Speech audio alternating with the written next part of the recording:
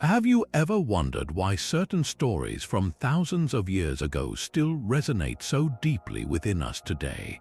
Why tales of tragic love, profound loss, and fateful encounters continue to echo through time, capturing our imagination generation after generation? It's because these narratives, these timeless myths, don't just belong to history, they belong to us. They speak to something universal and unchanging in the human experience, something that transcends cultures, continents, and centuries. Whether it's the aching sorrow of parted lovers or the mysterious pull of destiny, these ancient stories continue to shape how we understand our own lives, our own hearts, and our own place in the world. Today, we're embarking on a journey unlike any other, a journey through 30 of the most powerful, enduring, and emotionally charged myths ever told. These are stories woven from the very fabric of human longing, tales that remind us that love, loss, and destiny are not just themes reserved for poets and philosophers. They're part of who we are, from the sun-drenched temples of ancient Greece to the mist-shrouded forests of Norse legend, from the palaces of Egypt to the epic landscapes of India. We'll traverse the globe and the ages to uncover the truths hidden within these timeless narratives. These myths are more than just entertainment. They are mirrors reflecting our deepest fears, our grandest hopes, and our most vulnerable emotions. So settle in, open your mind, and let your imagination wander. Because this isn't just a history lesson or a rundown of old tales, it's an invitation. An invitation to feel the heartbeat of humanity across millennia, to walk alongside heroes and lovers, to witness their triumphs and their sorrows, and perhaps in doing so, to understand a little more about ourselves. Together, we'll explore why these stories have lasted, what they reveal about the human spirit, and how they continue to shape the way we see love, confront loss, and navigate the winding roads of destiny. The journey begins now. Our journey into these timeless tales begins with perhaps one of the most poignant and emotionally devastating stories ever told, a myth that has echoed through the ages as the ultimate testament to love's power and its heartbreaking limits, the story of Orpheus and Eurydice from ancient Greece. Orpheus was no ordinary mortal. He was a poet and a musician blessed by the gods themselves, his voice so beautiful and his lyre playing so exquisite that he could charm wild beasts, make trees and rocks uproot themselves to follow him, and even calm the raging seas. His art was a form of magic, a direct line to the soul of the world, and for him, that world found its entire meaning when he met and married Eurydice, a nymph whose spirit was as beautiful as her form. Their love was a perfect harmony, a melody in which both were essential notes, but in a cruel twist of fate, their happiness was devastatingly short-lived. While fleeing from an unwanted admirer, Eurydice stumbled into a nest of vipers and suffered a fatal bite on her heel. In an instant, she was gone, her life extinguished and her soul whisked away to the shadowy, silent depths of the underworld, the realm of the dead ruled by the stern god Hades and his queen Persephone. Orpheus was utterly shattered. The music that once moved mountains was replaced by a silence of pure grief. His songs became laments so sorrowful that even the gods on Olympus were said to have wept. But his love for Eurydice was stronger than his despair. Refusing to accept this fate, he made a decision no other mortal had ever dared. He would not just mourn her, he would journey to the land of the dead to bring her back. His descent was a harrowing path through darkness, past the phantom shades of the dead, and across the river Styx with the grim ferryman Charon. Normally, Charon requires a coin for passage, but Orpheus paid his way with a song so mournful that the hardened ferryman was moved to tears and took him across. He then stood before the throne of Hades himself, the pitiless king of the departed. With nothing but his lyre and his voice, Orpheus did what no army or hero could ever do. He softened the heart of death. He sang of his love for Eurydice, of the emptiness of the world without her, and his music was so profoundly beautiful that the torments of the damned temporarily ceased. The Furies, ancient goddesses of vengeance, wept tears of black iron. For the first time, silence and stillness fell over the underworld, all to listen. Moved by this unparalleled display of devotion, Hades agreed to a previously unthinkable bargain. Eurydice could follow Orpheus back to the world of the living. But there was one non-negotiable condition, a test of trust that would become the core of the myth's agonizing tragedy. Orpheus must walk the entire long, arduous path back to the surface without once turning around to look at her. He must have faith that she was following behind him, guided by the sound of his footsteps. He could not check on her, could not verify her presence. He simply had to believe. Can you even begin to imagine the tension of that climb? Every step away from the gloom of the underworld and toward the growing light of the living world must have been an agony of doubt. Was that the rustle of her gown he heard behind him, or just the whispering wind of the cavern? Was she really there? The condition preyed on the most human of fears, the fear of the unknown, the fear of hope itself. And then, just as the welcoming daylight began to break through the tunnel's mouth, as he finally emerged back onto the green earth, his faith cracked. Was it a trick? Had the gods of the dead deceived him? In a moment of overwhelming love and desperate anxiety, he turned, for just a fleeting second, to ensure his beloved was truly there, to see her face one more time. And in that single, irreversible moment, he lost her forever. His eyes met hers, filled with both love and confusion, just as the terms of the bargain were irrevocably broken. She was pulled back into the depths, not with a scream, but often depicted with a soft, sorrowful whisper, "Farewell." He reached for her, but his hands grasped only empty air. He was left alone on the threshold between life and death, having been so achingly close to victory, only to have it ripped away by a moment of very human doubt. This is the cruel hand of fate, not as a malicious force, but as an inflexible rule. The myth doesn't just tell us about love and loss. It shows us the exquisite pain that exists in the space between them, the idea that our deepest love can be intertwined with our most profound doubt, and that sometimes destiny is changed by a single, glancing look over a shoulder. While the story of Orpheus and Eurydice shows us a love shattered by doubt at the very threshold of salvation, our next myth takes us to the sun-baked bricks of ancient Babylon for a tragedy born not from a single moment of weakness, but from a cruel cascade of misfortunes and miscommunications. This is the tale of Pyramus and Thisbe, a story so foundational to our understanding of star-crossed lovers that its themes would echo over 1,000 years later in one of the most famous plays ever written, Shakespeare's Romeo and Juliet. But this is the original, a poignant and heartbreaking narrative about two young people whose love was forbidden not by a family feud between Montagues and Capulets, but by their own parents who, for reasons lost to time, harbored a bitter animosity and forbade the two from ever meeting. Yet, as any storyteller knows, forbidding love only makes it burn brighter. Pyramus and Thisbe lived in adjoining houses, and they discovered a tiny, miraculous flaw in the shared wall between them. A thin crack, a hairline fracture that others would overlook, but for them it became a lifeline. This tiny chink in the wall was their entire world. Through it, they could whisper their secrets, their dreams, and their devotion. They would take turns pressing their lips to the cold stone, exchanging kisses with the wall that both separated and connected them.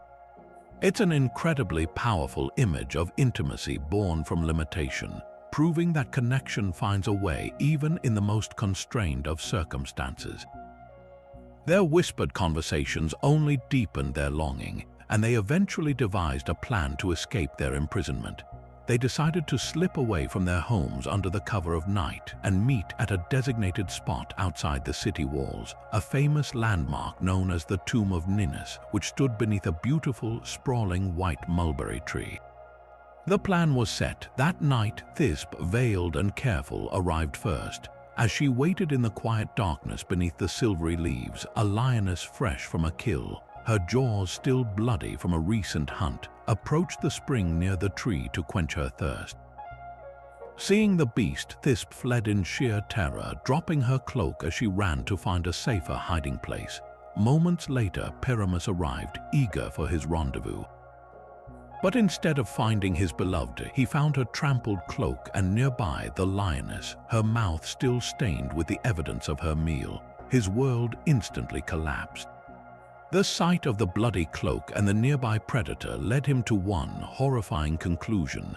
He had arrived too late, and Thisbe had been torn apart because of him, because of their plan. Overwhelmed by a grief so profound it eclipsed all reason, and believing himself solely responsible for her gruesome death, he made a fateful decision. He drew his sword, declared his love and his guilt to the uncaring knight, and thrust the blade into his own body. His lifeblood poured out, soaking the roots of the mulberry tree above him. Moments later, Thisbe, having gathered her courage, returned to the meeting place, fearing that Pyramus would worry for her. What she found was a scene of unimaginable horror. Not a lioness, but her love lying dying beneath the tree, the white berries above now stained a deep, dark crimson from his blood. In her final moments, she cradled him, understanding the tragic misunderstanding that had led to this catastrophe. Seeing his sword lying beside him, she knew her life without him was inconceivable. She took the blade, and with a prayer that the gods would allow them to be together in death since they were cruelly kept apart in life, she joined him in eternity. But the myth doesn't end there. It leaves us with a lasting, natural symbol of their sacrifice. The gods, moved by their profound tragedy and their ultimate fidelity, permanently changed the color of the mulberry fruit. From that day forward, the berries grew not white, but a deep blood red, a permanent memorial to the lovers and a stark reminder of how a single, misunderstood moment can unravel everything. This story resonates because it's not about malice, but about accident and the devastating domino effect of poor timing and tragic assumptions. It's a myth that speaks to the fragility of human plans in the face of an unpredictable world. From the sun-scorched plains of Babylon, we now journey to the misty, wind-swept shores of Cornwall and Ireland, to a world of chivalry, castles, and epic poetry. Here we find our next myth, a story that has come to define the very notion of a love so powerful it defies all loyalty and reason, the tragic Celtic legend of Tristan and Iseult. This tale, immortalized in medieval romances, introduces us to Tristan, a valiant and honorable knight of Cornwall, and Iseult, a beautiful Irish princess. Their story begins not with love at first sight, but with a quest and a potion, a magical concoction that would forever bind their destinies in a web of passion, honor, and unbearable sorrow. Tristan, the nephew and most trusted knight of the aging King Mark of Cornwall, is sent to Ireland to escort the king's intended bride, the Princess Iseult, back to Cornwall for their marriage. Iseult's mother, a powerful sorceress, prepares a potent love potion intended for her daughter and King Mark, meant to ensure a happy and devoted marriage. But fate, as it so often does, intervenes. On the long sea voyage back to Cornwall, Tristan and Iseult, suffering from a terrible thirst, accidentally drink the potion themselves. In that single, irrevocable moment, they are overcome by an irresistible, all-consuming passion for one another. This isn't a gradual falling in love. It's a magical, involuntary enslavement to a force greater than themselves. The potion serves as a powerful metaphor for the kind of love that feels like destiny, a connection so immediate and profound that it seems to operate outside the bounds of human will, overriding duty, loyalty, and even common sense. Their return to Cornwall marks the beginning of an agonizing double life.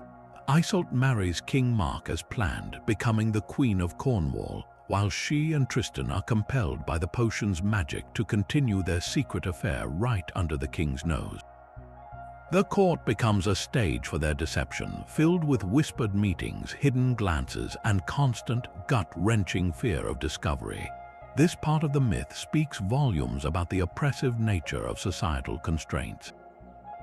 Their love is not just forbidden, it is a direct betrayal of the feudal code that defines their entire world.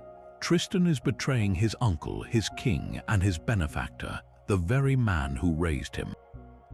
The immense weight of this dishonor wars constantly with the uncontrollable force of the potion, creating a relentless internal conflict that defines their existence. Inevitably, their secret is discovered. The court gossips, the suspicious king, and their own reckless passion eventually lead to exposure. King Mark, heartbroken and enraged by the betrayal of his most beloved knight and his wife, banishes them both. Their exile is not portrayed as a romantic escape, but as a harsh and lonely wandering. They are outcasts living in the wilderness, constantly looking over their shoulders, their love now shaded by the guilt of their actions and the pain they have caused.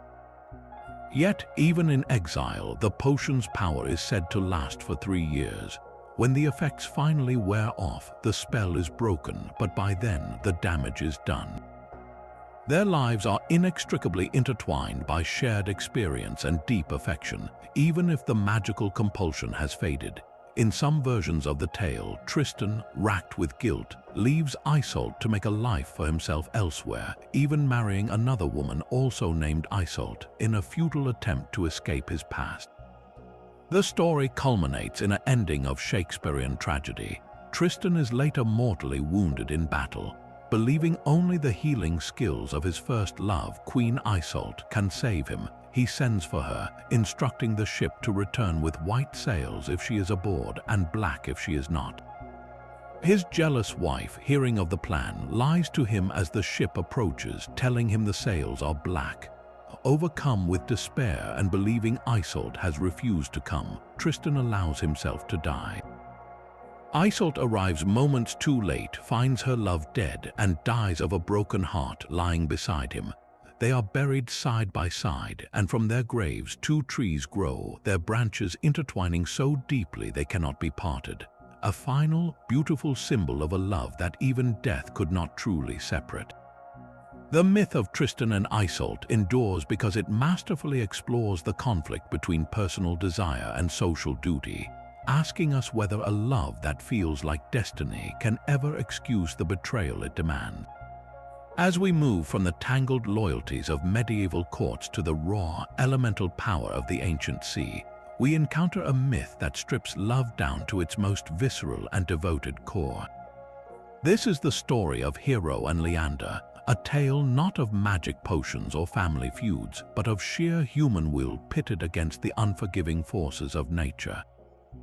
Our setting is the Hellespont, a narrow, treacherous strait in what is now Turkey, known for its violent, unpredictable currents, a place where the continents of Europe and Asia almost meet, yet remain tragically divided. On the European side, in the town of Sestos, lived Hero, a beautiful priestess of Aphrodite, the goddess of love. Across the water in Abydos on the Asian shore lived Leander, a handsome young man. They met during a festival to honor Aphrodite, and in a single glance their fates were sealed. Their connection was instant and all-consuming, a classic case of love at first sight, but their circumstances made it seem impossible. As a priestess, Hero was sworn to a life of chastity. Her devotion to the goddess meant to be her entire world, and that world was separated from her beloved by one of the most dangerous stretches of water in the ancient world. But for a love this powerful, impossibility is merely a challenge. Unable to meet openly, they devised a plan of breathtaking daring and simplicity. Each night, Hero would ascend the high tower where she lived and light a lamp, a single, steady beacon of hope in the vast darkness. Guided by that tiny point of light, Leander would dive into the cold, churning waters of the Hellespont and swim the entire distance to her. Just imagine the sheer physical effort and courage this required, night after night fighting against the strong current, completely alone in the black water, with only the promise of her warmth and presence to drive him forward. His swim was an act of worship, a daily testament to his devotion. And for Hero, waiting in that tower, the lighting of the lamp was her own act of faith, a prayer that the sea would be merciful and return her love to her. Their relationship became a secret ritual of light and water, a private world built on trust, endurance, and an almost reckless bravery. Through one long, blissful summer, their plan worked. He would arrive shivering and exhausted, and she would dry him with her sheets and warm him in her arms. As dawn approached, he would slip back into the sea and return home, only to repeat the entire perilous journey again the next night. This could not last. The turning point came with the change of seasons, as the gentle summer gave way to the violent storms of winter. One fateful night, a ferocious tempest blew in from the sea. The winds howled around Hero's tower, and the waves below became monstrous, crashing against the rocks with terrifying fury. But her ritual was unwavering. She lit her lamp as she always did, her faith in her lover's strength outweighing her fear of the storm. Yet nature is indifferent to human devotion. A particularly powerful gust of wind extinguished the flame, plunging the night into absolute blackness. Out in the water, Leander was in the fight of his life. He was already struggling against the towering waves when his guiding light vanished. Without that fixed point to navigate toward, he was instantly disoriented. He was thrown off course, consumed by the chaos of the sea. He called out for Hero, but his voice was swallowed by the roar of the wind and waves. His strength, once fortified by love, began to fail him, and the relentless current pulled him under. When morning broke and the storm had passed, Hero went down to the shore, desperately searching for any sign of him. What she found was his body, washed up on the rocks below her tower. The devastation of that moment is almost impossible to fathom. Her love was dead, and she knew in her heart that it was the extinguishing of her light, her failed vigil, that had led him to his doom. The guilt and the grief were a tidal wave that she simply could not withstand. In that moment, her life without him held no meaning. The tower that had been her place of hope became her place of despair. From its heights, she threw herself into the same sea that had taken her love, choosing to join him in death rather than live without him. The myth is a heartbreaking exploration of how fragile our plans are in the face of random chance. It wasn't a malicious god or a deliberate act of betrayal that ended them. It was a simple gust of wind at the wrong moment. This element of chance makes their story feel uniquely modern and terrifyingly relatable.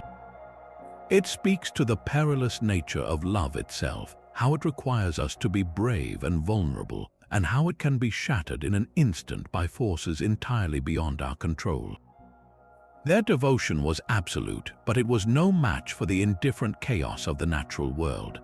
If the love of Hero and Leander was defined by its battle against the natural world, our next story presents a love so all-consuming that it becomes its own world, a universe of poetry, madness, and spiritual devotion that transcends the physical realm entirely.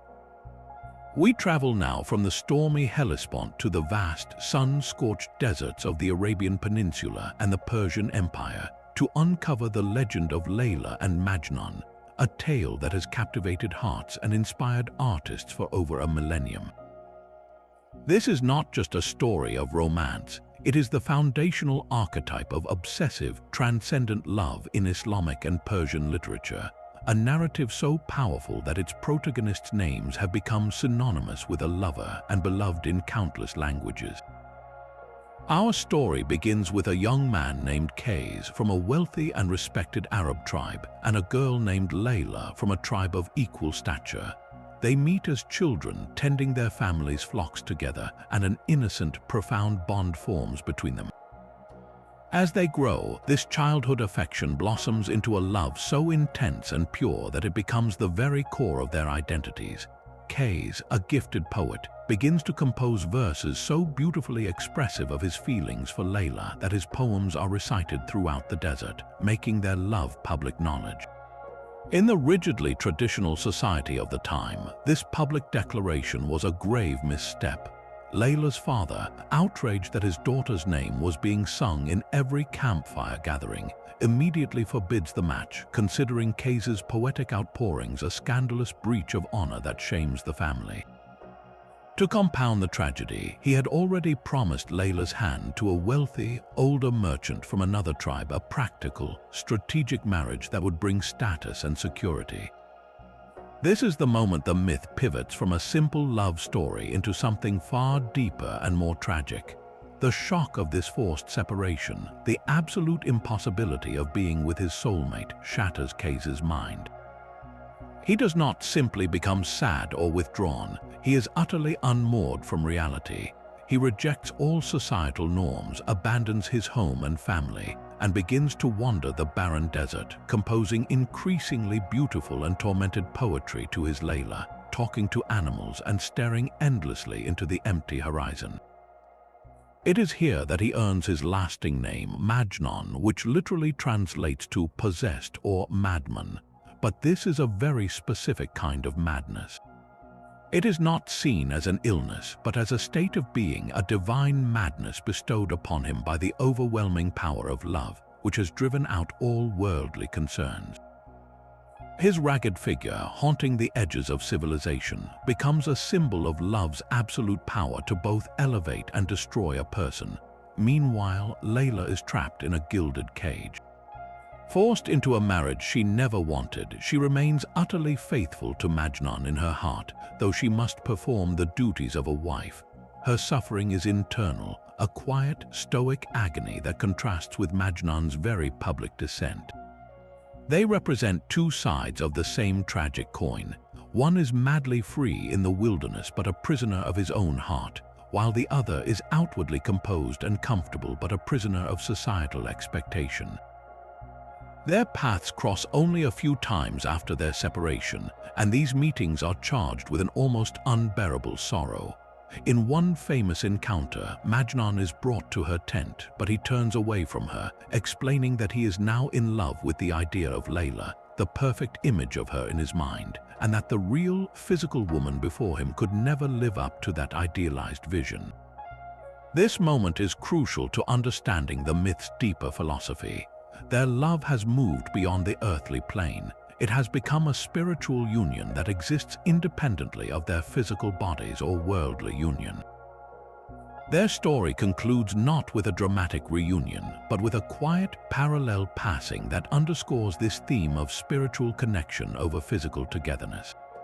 Layla eventually dies of a broken heart, pining for her Majnun.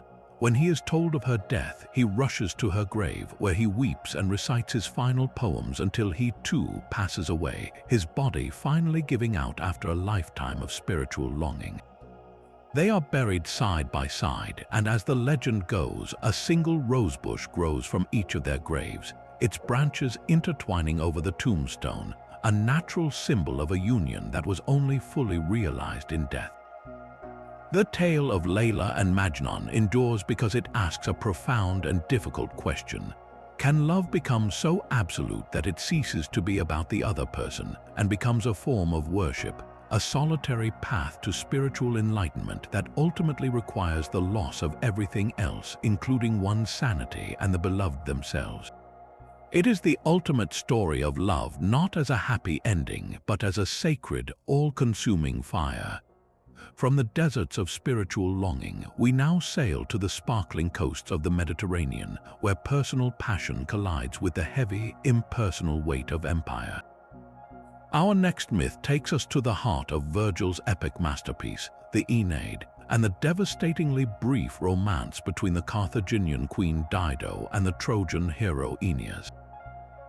This story is a profound exploration of what happens when an individual's heart becomes a casualty of a nation's destiny. After the fall of Troy, Aeneas is not merely a refugee, he is a man with a divine mandate. The gods have tasked him with an almost impossible journey to find a new home in Italy, where he is destined to lay the foundations for what will become the mighty Roman Empire. He is the embodiment of pietas, a deep Roman sense of duty to the gods, to his family, and to his nation's future. He carries the weight of history on his shoulders, and this burden defines his every action. When a storm, orchestrated by the scheming goddess Juno, shipwrecks him on the shores of North Africa, he is brought to the magnificent, rising city of Carthage, ruled by the formidable Queen Dido. Dido is a heroine in her own right, a Phoenician princess who fled her homeland after her husband was murdered by her own brother. Through sheer intelligence, cunning, and leadership, she secured this land and is now building a powerful kingdom. She is strong, independent, and in complete control until she meets Aeneas. At a grand banquet in his honor, he recounts the sorrows of Troy and his arduous journey. And in that moment of shared trauma and vulnerability, something shifts within her. The goddess Venus, Aeneas's mother, also interferes, sending Cupid to inflame Dido's heart with an irresistible passion, ensuring her son will be received with kindness. But what begins as divine manipulation quickly blossoms into a very real, all-consuming human love. For a brief, golden period, it seems their destinies might merge. As Aeneas recuperates in Carthage, he and Dido grow inseparable. They go hunting together. She shows him the blueprints of her growing city, and he, in turn, helps with its construction and defense. They become a partnership, a union of two powerful leaders. Dido, in her love, begins to see a future where their two peoples are united, where Carthage is not just her project but theirs. She abandons the memory of her dead husband and allows herself to believe that her personal happiness and her civic duty can finally align. But for Aeneas, this period is a dangerous distraction, a peaceful interlude that threatens to derail his entire cosmic purpose. The idyll is shattered when the messenger god Mercury is dispatched by a furious Jupiter. He finds Aeneas dressed not in armor but in fine Carthaginian robes, overseeing the construction of a temple, and delivers a blistering rebuke.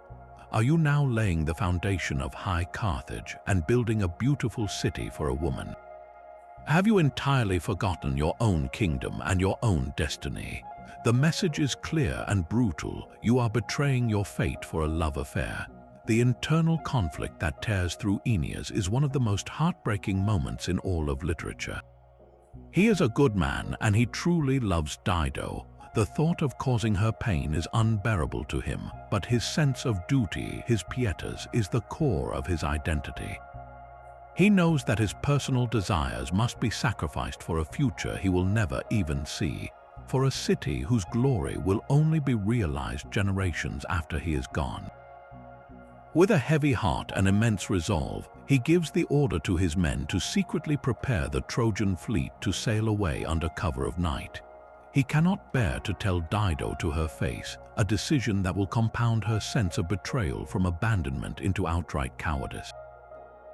Dido discovers his plans and her reaction is one of sheer, incredulous fury.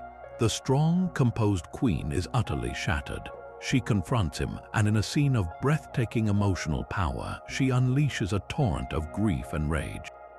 She reminds him of all she has given up for him. She calls him a traitor, and she curses him and his entire lineage.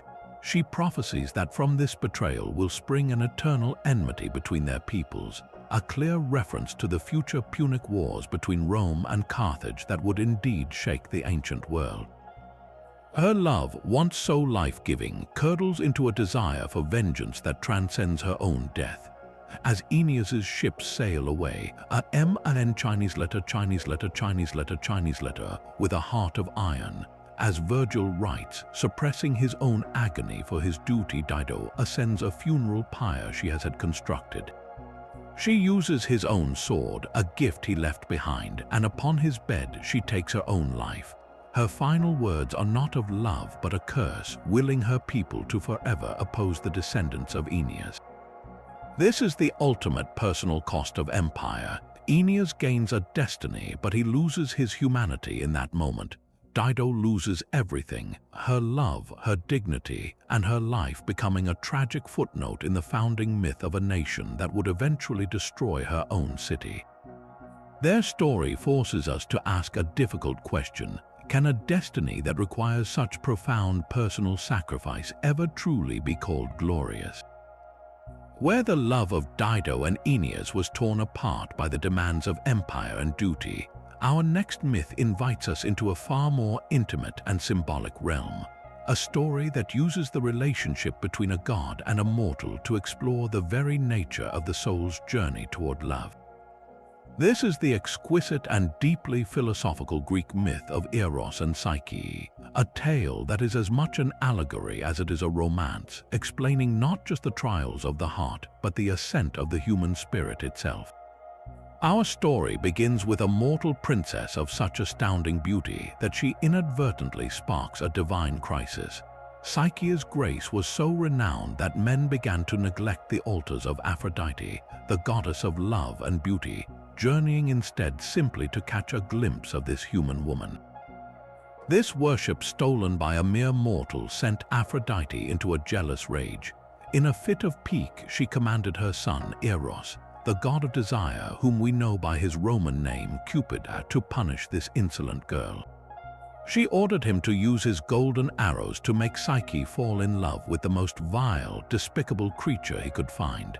But upon seeing her, even Eros was so captivated by her purity and innocence that he fumbled his divine task. He pricked himself with his own arrow and was instantly, hopelessly in love with her himself. This divine error sets the stage for the myth's central mystery. Eros could not openly court a mortal against his mother's wishes, so he devised a magical solution. He brought Psyche to a magnificent, invisible palace nestled in a secluded valley, a realm of luxury where invisible servants attended to her every need. Here she lived in ultimate comfort, but with one terrifying and absolute condition from her unseen husband. She could enjoy his companionship and love every night in the complete darkness of their bedchamber, but she must never, under any circumstances, attempt to look upon him. He would be a voice and a presence in the dark, but never a face. He explained that to see him was to lose him forever. For a time, this arrangement worked. Psyche was content, swept up in a love that was passionate and tender, even if it was shrouded in mystery. But the human mind, much like the soul it represents, is naturally curious and vulnerable to doubt. This doubt was weaponized by her own sisters, who, upon visiting her incredible home, grew fiercely envious. They began to poison her mind, suggesting that her unseen husband was not a god, but a monstrous serpent who was fattening her up only to devour her. They preyed on her deepest fears, urging her to betray his trust by hiding a lamp and a dagger in their chamber, to see his true form, and if he was a monster, to slay him. Torn between her love and this newly seeded terror, Psyche's resolve cracked. One night, after Eros had fallen asleep, she lit the lamp and crept closer, her heart pounding. What she saw was not a monster, but the most breathtakingly beautiful being she could ever have imagined, with wings as delicate as a butterfly's folded at his shoulders. So overwhelmed was she that she trembled, and a single drop of hot oil from the lamp fell onto the god's shoulder. He awoke instantly to the sight of her betrayal and the sting of the burn. The look of utter heartbreak and disappointment on his face was more devastating than any anger. He simply said, "You doubted me. Love cannot live where there is no trust." And with those words, he, the palace, and everything in it vanished, leaving Psyche utterly alone in a barren field. Her punishment was not just the loss of her luxurious life, but the crushing grief of knowing that her own lack of faith had destroyed a perfect love. This is the first and most profound trial, the trial of trust. Her journey to win him back would be a brutal penance administered by the very source of her troubles, the vengeful Aphrodite. The goddess, delighted to have Psyche in her power, devised a series of 4 seemingly impossible tasks, each designed to break the young woman's spirit. The first was to sort a massive mixed pile of wheat, barley, millet, and lentils into separate mounds by morning, a task of sheer, monotonous impossibility. But in a theme that will repeat, Psyche receives help from the natural world. In this case, an army of compassionate ants who organize the grains for her. Her next task was to gather golden wool from a flock of fierce, sun-grazing sheep whose fleece was deadly to touch. A gentle reed by the riverbank whispered advice, telling her to wait until dusk when the sheep had passed and collect the wool caught on the brambles. The third task was to collect a jar of freezing black water from the source of the river's Styx and Cocytus. a journey that took her to the top of a treacherous waterfall guarded by dragon-like serpents. This time, the great eagle of Zeus himself, acknowledging the justice of her quest, swooped down to fill the vessel for her. Each of these tasks represents a different facet of the soul's refinement, patience, cleverness, and perseverance. But the fourth and final task was the most cruel and symbolic of all.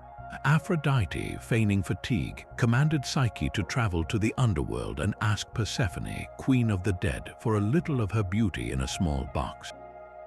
This was a suicide mission, a journey no mortal was meant to return from. Despairing, Psyche climbed a high tower, intending to throw herself off, believing death was preferable to failure. But the tower itself, imbued with a divine voice, spoke to her, giving her precise, step-by-step instructions on how to navigate the land of the dead. Carry 2 coins for the ferryman Charon, 2 cakes of barley and honey for the 3-headed dog Cerberus, and most importantly, do not under any circumstances give in to pity or curiosity. She was to retrieve the box and never open it. Miraculously, she succeeded. She navigated the shadows, paid the ferryman, pacified the hound, and received the sealed box from Persephone. But on her return to the world of light, as she held the container said to hold divine beauty, the same curiosity that had doomed her before rose up again. Thinking that perhaps a tiny bit of this beauty might make her more worthy of Eros's love, she cracked the lid. But the box did not contain beauty, it contained the essence of death itself, a Stygian sleep that instantly overwhelmed her, and she fell to the ground as if lifeless. It was the final, harsh lesson. The soul cannot achieve its goal through shortcuts or vanity. Her journey had to be one of complete earned redemption. This is where Eros, his own wounds healed, intervenes. He flew to her lifeless body, wiped the sleep from her eyes, and returned it to the box. His love for her had only grown through witnessing her incredible trials. He then went to the highest authority, Zeus himself, and pleaded her case. The king of the gods, moved by their story and Psyche's proven devotion, granted her immortality. In a grand ceremony on Olympus, even a reconciled Aphrodite had to accept the union. Psyche, the human soul, had through trust, perseverance, and the overcoming of her own flaws, achieved apotheosis' ascension to godhood. She and Eros were married in a celestial wedding, and their union produced a daughter named Hedone, which literally translates to pleasure, signifying that the true offspring of the soul and love is not pain but profound, everlasting joy. This myth is the ultimate promise that love, though tested by doubt and hardship, can indeed be eternal if the soul is willing to endure its necessary trials. After witnessing a soul's journey to immortality through love, we now descend from the realm of gods into a very human historical tragedy, one that proves truth can be as devastating as any myth. Our next story is not carved on ancient temple walls but preserved on parchment. It is the brutally real, heartbreakingly documented love affair between the 12th century philosopher Peter Abelard and his brilliant student Heloise. This tale moves us from the world of symbolic trials into the harsh, unforgiving landscape of medieval Paris, where intellectual passion collided with brutal societal codes, resulting in a love story that feels almost too tragic to be true. Peter Abelard was the towering intellectual rock star of his age, a master of logic and theology whose lectures at the Cathedral School of Notre Dame drew students from across Europe. He was famous, charismatic, and famously arrogant, a man who believed he could use reason to dissect any mystery, including faith itself. His world was one of fierce intellectual combat, and he thrived in it. Into his orbit came Heloise, the young niece of a powerful canon named Fulbert. She was renowned not for her beauty, but for her staggering intellect, a rarity for a woman of her time, having been educated in Greek, Latin, and Hebrew. Her uncle, perhaps hoping to elevate his family's status further, hired the famed Abelard to be her private tutor. It was a decision that would alter history. Abelard saw an opportunity not for education but for seduction. He later wrote of his plan with cold calculation, admitting he was burning with desire for this girl and saw his access to her as a chance to easily secure her consent. But a remarkable transformation occurred.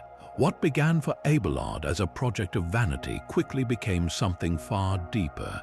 He met his match. In Helois, he did not find a passive conquest but an intellectual equal, a mind so sharp and a spirit so vibrant that his desire became intertwined with genuine admiration and awe. Their lessons swiftly evolved into a passionate, all-consuming affair. Their classroom became a secret world of both intellectual and physical passion, a union of two brilliant minds that found solace and excitement in each other. They were the talk of Paris, their secret and open one, their love letters and poems reportedly passed around by envious students. For a time, they existed in their own private universe, convinced their love was a force that could transcend the rigid rules of their society. Inevitably, Helois became pregnant. Abelard, in a moment of panicked responsibility, spirited her away to his family in Brittany, where she gave birth to a son they named Astrolabe after the scientific instrument. In an attempt to appease her furious uncle, Abelard proposed a secret marriage. He believed this would protect his career. A public marriage to a woman would have ended his prospects in the church, but a private one might satisfy Fulbert's honor while keeping up appearances. Here we see the profound conflict of the story. Helois, with a clarity that was both shocking and centuries ahead of its time, fiercely argued against the marriage. She quoted ancient philosophers on the burdens of marriage and the distractions of family life for a great thinker. She believed their love was purer, more sacred than any legal contract, and that a secret marriage would not save them but would ultimately ruin Abelard and shame them both when it was inevitably discovered. She famously declared she would rather be called his whore than his wife, if being his wife meant dimming his intellectual light.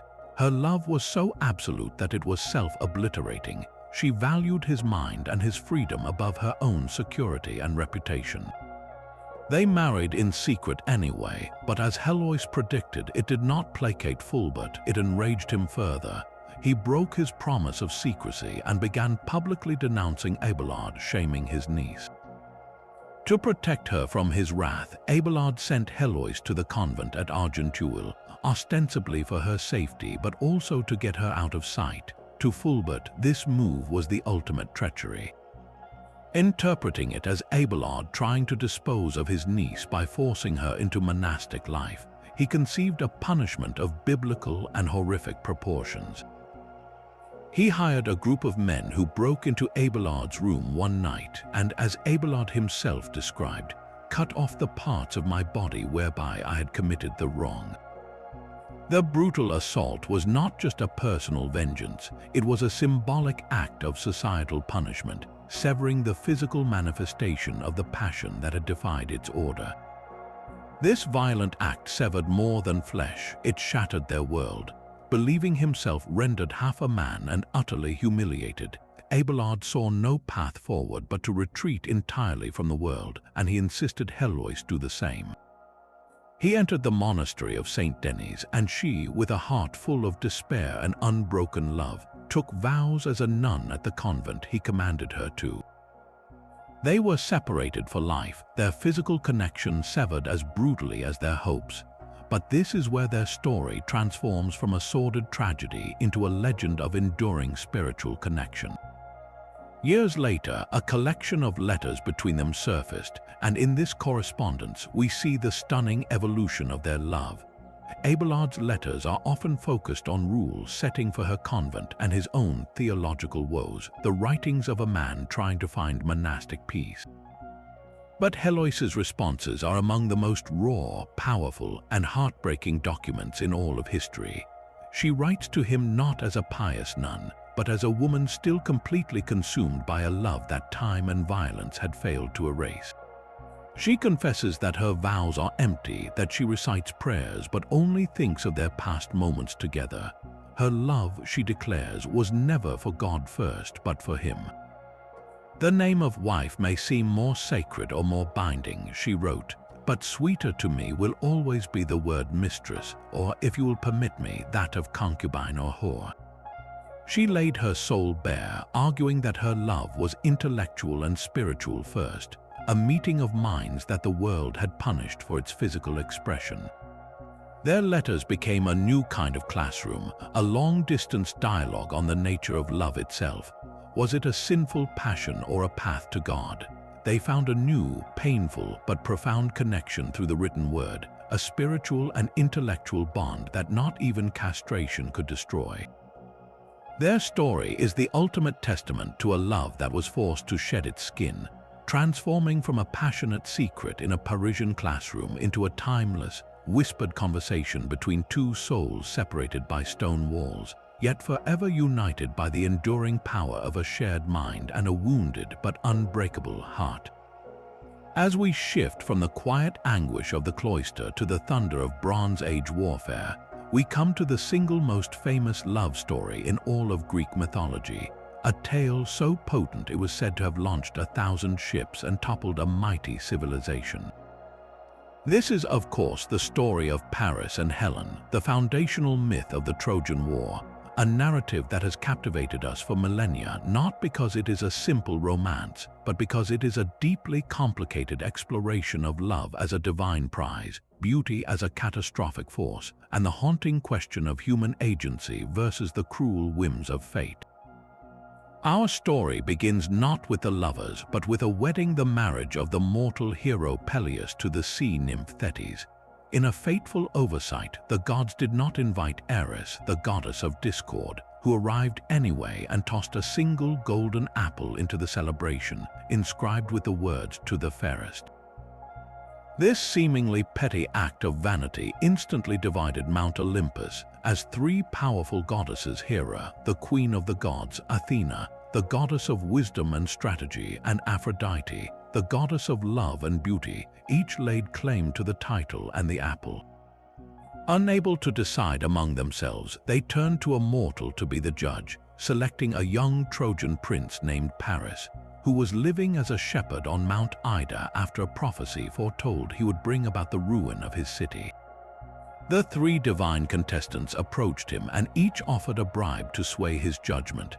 Hera promised him boundless political power and kingship over all the known world. Athena offered him unmatched wisdom and glory in battle, making him the greatest military strategist who ever lived.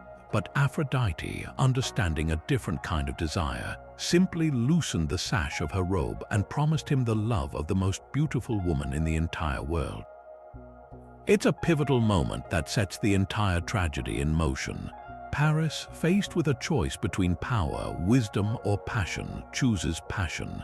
He awards the apple to Aphrodite, and in doing so, he makes love a transaction, a divine reward for a judgment call.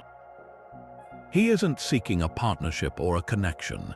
He is claiming a prize he feels he is owed, setting the stage for a love built not on mutual affection, but on entitlement and divine manipulation.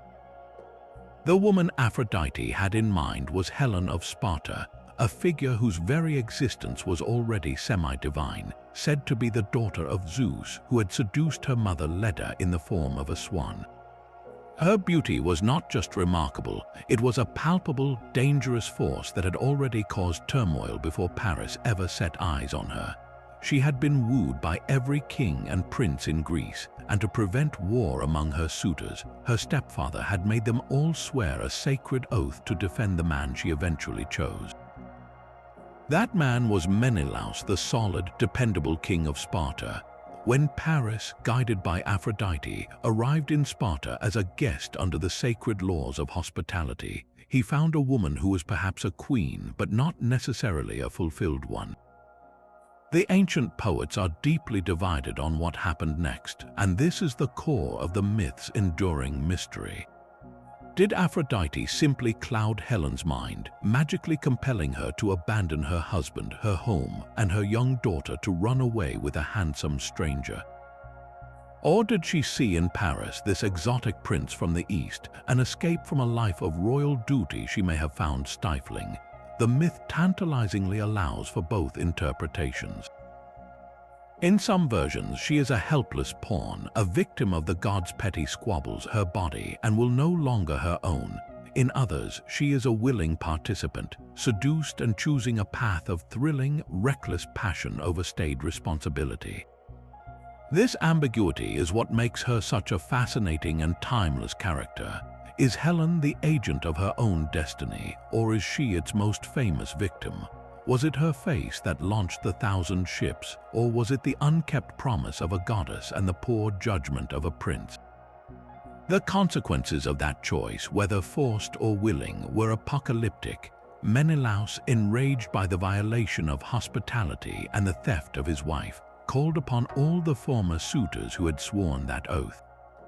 They were honor-bound to respond. Under the command of Menelaus's brother, the powerful Agamemnon, the greatest alliance of Greek kings ever assembled set sail for Troy, their fleets blackening the sea.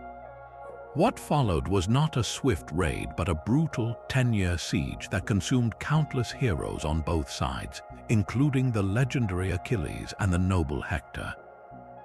The war, as depicted in Homer's Iliad, becomes a grand, bloody backdrop against which the personal story of Paris and Helen plays out. Inside the walls of Troy, their relationship is portrayed as increasingly strained. Paris, though charming, is often shown as cowardly and ineffective in battle, a stark contrast to his noble brother Hector, who fights and dies for a city ultimately doomed by Paris's selfish choice. Helen herself is often depicted racked with guilt, looking out over the battlefield from the Trojan ramparts and realizing the sheer scale of the devastation her beauty has unleashed. In the end, the city of Troy is reduced to ashes, its men are slaughtered, its women and children are taken as slaves, and its glorious towers are torn down stone by stone. Paris is killed in the final days of the fighting, and Helen is returned to Menelaus. The myths say that when Menelaus raised his sword to kill her for her betrayal, her beauty once again stayed his hand and he took her back as his queen. It's an unsettling, deeply ambiguous ending that offers no real closure. The story of Paris and Helen forces us to confront uncomfortable questions about the nature of desire and responsibility. It suggests that the pursuit of beauty and love, when divorced from wisdom and duty, can become a destructive, all-consuming fire. It asks whether we are truly the captains of our own fate or merely players in a game orchestrated by forces beyond our control, our most personal choices echoing through history with consequences we can scarcely imagine. From the war-torn plains of Troy, where love ignited a conflict that defined an age, we now travel to the heart of ancient India, to a myth where love and loss are not mere personal tragedies but cosmic events that threaten the very balance of the universe itself. This is the profound and powerful story of Shiva and Sati, a foundational narrative in Hindu mythology that explores devotion so absolute it becomes self-immolating, and grief so profound it unravels creation. Our story centers on the great god Shiva, the ascetic, the destroyer, and the lord of yoga. He is the supreme consciousness, existing beyond the illusions of the material world, meditating eternally in the icy, remote solitude of Mount Kailash, removed from all earthly affairs and social structures of the gods. His body is smeared with ashes, his hair matted in long dreadlocks, serpents coiled around his neck, his only adornments the skulls of the dead and the crescent moon. He is the embodiment of divine transcendence, but also of untamed, unpredictable power. Into his orbit comes Sati, the daughter of the powerful priest King Daksha. Sati is an aspect of the Divine Mother, and from the moment she hears the stories of the magnificent, aloof god, she becomes single-mindedly devoted to him. She vows that she will have no other husband, and she engages in intense austerities and meditations to win the attention of the Lord who seems to want nothing. Moved by her unwavering devotion and purity of purpose, Shiva finally emerges from his deep meditation and accepts her as his wife. Their union is a beautiful paradox, the ultimate ascetic who represents withdrawal from the world, joined with the embodiment of passionate devotion and spiritual power. For a time, they are blissful in their divine isolation. However, the conflict that will drive the tragedy stems from Sati's father, Daksha. He is a creator god, a being of immense ritualistic power and social order, but he is also proud and arrogant. He views Shiva with utter contempt, seeing him as an uncouth, uncivilized outcast who dwells in cremation grounds and consorts with ghosts and spirits. He finds Shiva's rejection of worldly norms and societal codes to be an insult to his own ordered existence. This bitterness festers into a deep, seething hatred. The crisis arrives when Daksha decides to perform a grand yagna, a massive Vedic sacrifice to which he invites every god, every celestial being, and every dignitary throughout the cosmos, everyone except his own daughter and her husband, Shiva. This public, deliberate snub is the ultimate insult, a calculated act meant to humiliate Shiva and demonstrate Daksha's superiority. Sati, upon hearing of the great event, is initially eager to attend, assuming her family's oversight was a simple mistake. But Shiva, aware of Daksha's true feelings, warns her not to go. He explains that going to a place where one is not invited, especially out of a sense of personal desire, is beneath her dignity. But for Sati, this is not about desire, it is about principle. She feels a profound duty to confront her father, to challenge this blatant disrespect toward her lord. She argues that as a daughter, she has every right to be there without an invitation, and she is determined to go. What she finds at the sacrifice is even worse than she feared. The atmosphere is opulent and celebratory, but the moment she arrives, she is met not with warmth, but with cold disdain. Daksha openly mocks Shiva in front of the entire assembly, deriding him as a worthless beggar, a disgrace, and a god unfit for civilized company. He pours scorn on Shiva's wild appearance, his unconventional ways, and his refusal to participate in the worldly order that Daksha holds so dear. The other guests sit in silence, complicit in this humiliation through their inaction. For Sati, this is an unbearable violation. Her love for Shiva is the core of her being, and to hear him insulted so publicly is a pain more acute than any physical wound. Her devotion transforms into a white-hot, righteous fury. She realizes that her very presence at this sacrifice, in the house of a man who holds such contempt for her husband, is itself a betrayal. She is caught in an impossible bind, her familial duty utterly incompatible with her spiritual duty. Seeing no other way to protest this ultimate injustice, to make a statement that cannot be ignored, she makes a terrifying decision. She declares that since she was born from a body that now insults her lord, she will no longer occupy that body. Calling upon her own inner yogic fire, the power of her own devotion, she immolates herself on the spot. This is not an act of despair, but one of devastating protest. It is the ultimate sacrifice, using her own life as the vehicle to condemn her father's arrogance and defend the honor of the one she loves beyond all else. The entire assembly watches in stunned, horrified silence as the fire consumes her, leaving only ashes where the princess once stood. When news of Sati's death reaches Mount Kailash, Shiva's reaction is not one of quiet sorrow, but of universe-shattering grief and rage. The detached, peaceful ascetic vanishes, and in his place rises the destroyer in his most terrifying aspect. His divine grief manifests physically.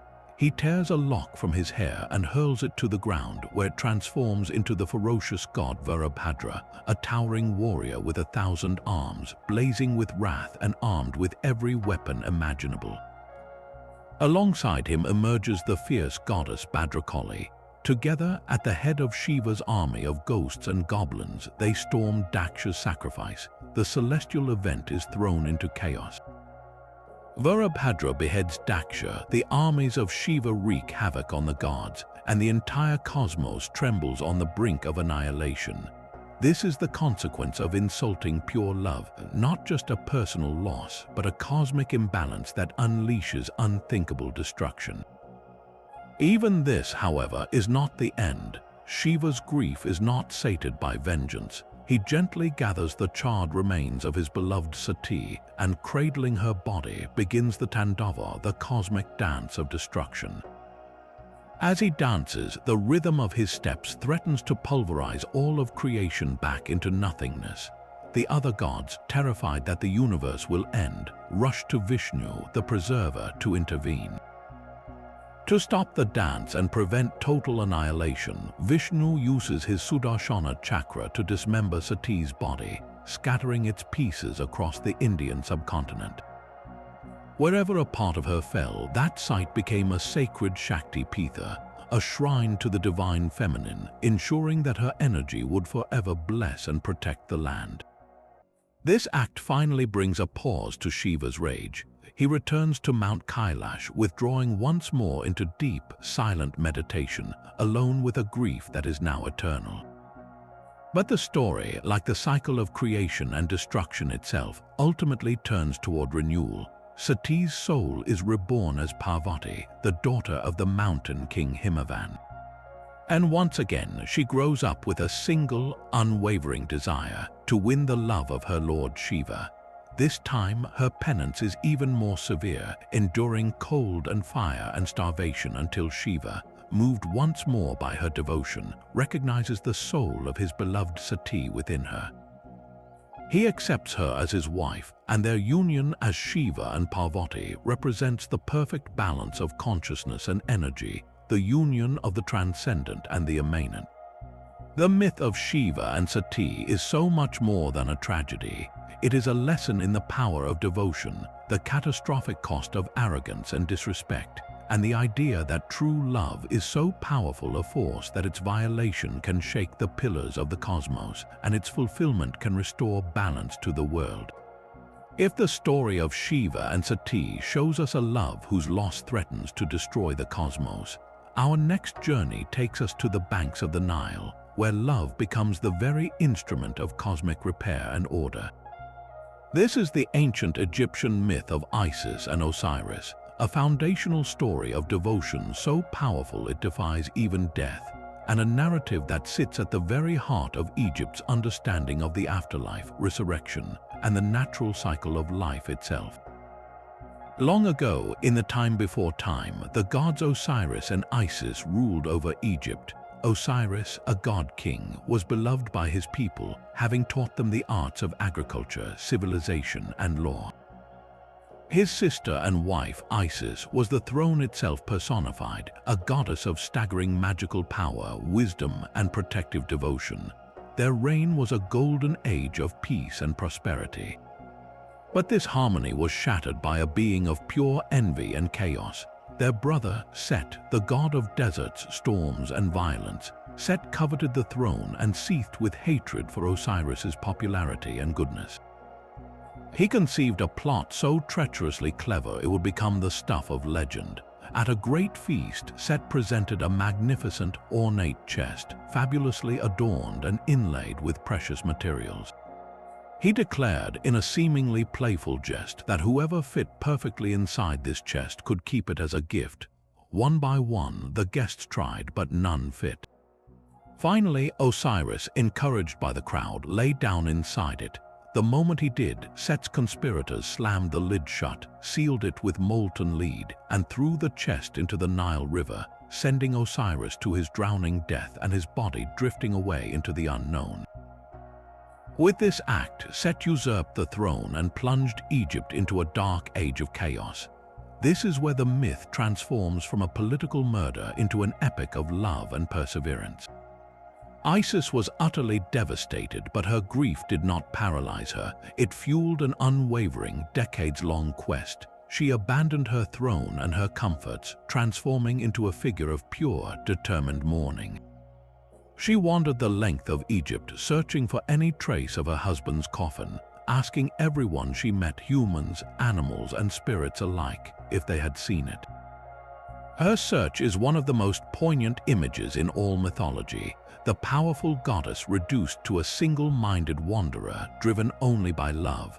Her journey finally led her to the Phoenician coast, where she discovered the chest had become lodged inside the trunk of a great tamarisk tree, which had been cut down and used as a pillar in the palace of the king of Byblos. Through her cunning and magic, Isis secured the pillar and extracted the coffin, finally bringing the body of her beloved Osiris back to Egypt for a proper burial. But the cruelty of Set was not yet exhausted. Discovering what Isis had done, he stole the body and, in an act designed to prevent any chance of revival, dismembered it into 14 pieces, scattering them across the length of the Nile Delta. For a lesser spirit, this would have been the final, hopeless end. But Isis was the greatest magician in the universe. Enlisting the help of her sister, Nephthys, and the jackal-headed god of mummification, Anubis, she embarked on a second, even more grueling quest. She traveled to each nome, each region of Egypt, and painstakingly recovered every part of her husband, all but one which had been eaten by a fish. Using her profound magic and the rites of mummification, she reassembled his body, creating the first ever mummy and effectively inventing the funerary practices that would define Egyptian culture for millennia. Then, in a moment of unparalleled magical and emotional power, she did the impossible. Using her divine knowledge and the wings of a kite, she fanned the breath of life back into his reconstituted form just long enough to conceive a son with him, the god Horus. This was not a full resurrection to life. It was a temporary restoration, a sacred moment that existed outside of time, allowing for the creation of an heir who would one day reclaim the throne from the usurper Set. Having fulfilled this purpose, Osiris descended to become the benevolent lord and judge of the Duat, the Egyptian underworld. There, he presided over the weighing of the hearts of the deceased, offering the promise of a blessed afterlife to those who lived a righteous life, a concept that gave hope to every Egyptian for thousands of years. The love of Isis was therefore not just personal, it was cosmically generative. Her devotion literally pieced the world back together. Her quest reassembled not only her husband but the very order of the universe, establishing the eternal cycles of death and rebirth that govern the Nile's annual flooding and the journey of the soul. She became the ultimate symbol of the loyal wife and devoted mother, protecting her son Horus until he was old enough to challenge and defeat Set, restoring rightful order to Egypt. This myth is the ultimate testament to the idea that true love is an active, powerful force, a magic that can confront chaos, reassemble what is broken, and from the deepest loss, create the possibility of new life and a new order that is even more resilient than what came before. Leaving behind the sun-baked sands of Egypt, we now venture into a world of mist and fire, of ice and iron, where love is not a gentle force but a storm that rages against the unyielding threads of fate. Our journey takes us to the heart of Norse legend, to the epic Volsunga saga, and the devastatingly tragic story of the hero Sigurd and the Valkyrie Brynhild, a tale where passion, magic, and honor collide with catastrophic consequences. The saga begins with a figure of near-mythic prowess, Sigurd, a prince raised by a smith and the slayer of the dreaded dragon Fafnir. From its hoard, he takes the accursed ring Anvaranot and a fortune in gold, but more importantly, he gains wisdom by tasting the dragon's heartblood, allowing him to understand the speech of birds. It is they who direct him to a high mountain peak surrounded by a massive, roaring wall of flame. And within that ring of fire, he finds not a monster, but a sight of breathtaking power and beauty, a warrior woman in a coat of mail lying in an enchanted sleep. This is Brynhild, no ordinary mortal, but a Valkyrie, a chooser of the slain from Odin's own hall. She had been punished by the All-Father for disobeying his command in a battle, cursed to sleep within this fiery prison until a man brave enough to ride through the flames would come to claim her as his wife. Sigurd, with a courage that marks him as the greatest of heroes, does not hesitate. He spurs his mighty horse Granny through the terrifying barrier and awakens the Shield Maiden. In that moment, two legendary souls recognize each other as equals. They are twin flames, both warriors, both touched by the gods.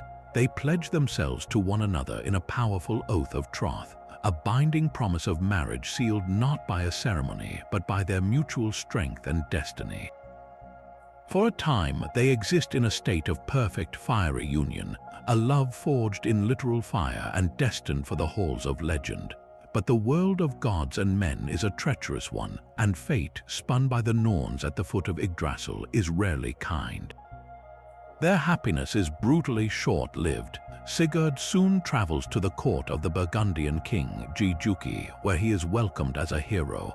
Gripped by a desire to bind this magnificent warrior to their family, Queen Grimhild, a sorceress, sees an opportunity. She desires Sigurd to marry her own daughter, the gentle Gudrun. Understanding that his heart belongs to Brynhild, she does not ask, she conspires. She prepares a magical potion of forgetfulness, a powerful draught that clouds the mind and erases memory. When Sigurd drinks it, the spell does its cruel work. The fiery image of Brynhild, his oaths to her, the memory of their time within the ring of fire, all of it is wiped clean from his mind as if it never happened. In its place is a blank slate, and into that void steps Gudrun. He courts her, wins her, and marries her, believing this to be the natural course of his life, utterly unaware of the profound betrayal he is committing against his own past. The deception deepens into truly cruel territory. Sigurd's new brother-in-law is Gunnar, the son of Giuki and Grimhild. Gunnar hears tales of the legendary shield maiden Brynhild, who still resides in her hall surrounded by flames, swearing she will only marry the man brave enough to ride through them. Desiring her prestige and power for himself, Gunnar attempts the ride, but his horse balks at the fire. He cannot do it. Remembering Sigurd's own feat, he and his mother concoct a new plan. Using more magic, they temporarily swap appearances with Sigurd. Under this glamour, with Sigurd's face and form, Gunnar rides effortlessly through the flames that would not obey him. Brynhild, seeing the man she believes to be Sigurd, is utterly confused and heartbroken. Why is her love pretending not to know her? Why is he claiming to be another man? But bound by her own vow to marry the man who passes the test, and believing she is looking at her beloved, she reluctantly agrees to marry the man she thinks is Gunnar. The real Sigurd, still under the potion spell, even serves as the best man at their wedding, a chilling and tragic presence at the ceremony that seals his own doom. On the wedding night, he places his sword, Gram, between himself and Brynhild in bed, a symbol of the chaste knight that would later be twisted into proof of unconsummated marriage and therefore grounds for annulment. The fragile web of lies cannot hold forever. Years later, the truth begins to surface. Brynhild and Gudrun are washing their hair in a river when an argument breaks out over whose husband is more noble. In a fit of pride and cruelty, Gudrun reveals the horrible truth, that it was Sigurd, not Gunnar, who truly rode through the flames, and that the sword Gram had lain between them on her wedding night. For Brynhild, this revelation is a cataclysm. The humiliation is absolute. She, a Valkyrie who once dined with Odin, has been tricked into a marriage based on a cowardly deception. But worse than the humiliation is the shattering of the oath. Sigurd had sworn himself to her and she to him, and those oaths were the bedrock of the Norse world. To break one was to invite chaos and dishonor. Her love, once so pure and fierce, curdles into a black, all-consuming need for vengeance. She sees no path forward that allows her to live with this dishonor. She confronts her husband, Gunnar, and his brothers, demanding they kill Sigurd to avenge the broken oath and restore her honor, threatening to leave them otherwise and take her prestige with her. Trapped by her demands and the complex code of honor that ruled their lives, the brothers agree, but they are too afraid to face Sigurd in open combat. Instead, they send Guthorm, their younger brother who had not sworn an oath of brotherhood with Sigurd, to murder him in his sleep. The act is one of supreme cowardice. Guthorm stabs the sleeping hero in his bed, but Sigurd, in his final moment of greatness, awakens and manages to throw his own sword at his murderer, cutting him in half before succumbing to his own mortal wound. The tragedy, however, does not end with Sigurd's death. When Brynhild hears the news, her vengeance is complete, but so is her despair. She had loved Sigurd above all things, and her plot to kill him was the only way she knew to cleanse the stain of their broken oath. With that done, she has no reason left to live. She dons her finest armor, lays herself upon a funeral pyre next to Sigurd's body, and orders a slave to pierce her heart with a sword. As the flames consume them both, their love is finally purified in the same element where it began. Their story is the ultimate Norse tragedy, illustrating a world where even the greatest heroes are mere pawns in the games of the gods and the threads of the Norns. It shows that love, when entangled with deception and the rigid demands of honor, can become a destructive force that obliterates everyone it touches, leaving behind only ashes and a song for the skalds to sing. But from the ashes of Norse legend and its focus on personal oaths, we pivot to a story where loyalty is not a matter of honor between equals, but a fragile thread manipulated by masters of political intrigue. Our journey now takes us to the tumultuous final years of China's Han Dynasty, a period of epic warfare and legendary heroes immortalized in the classic novel Romance of the Three Kingdoms. This is the story of Dairo Chan, a tale that is less about love and more about the cold, calculated weaponization of desire itself.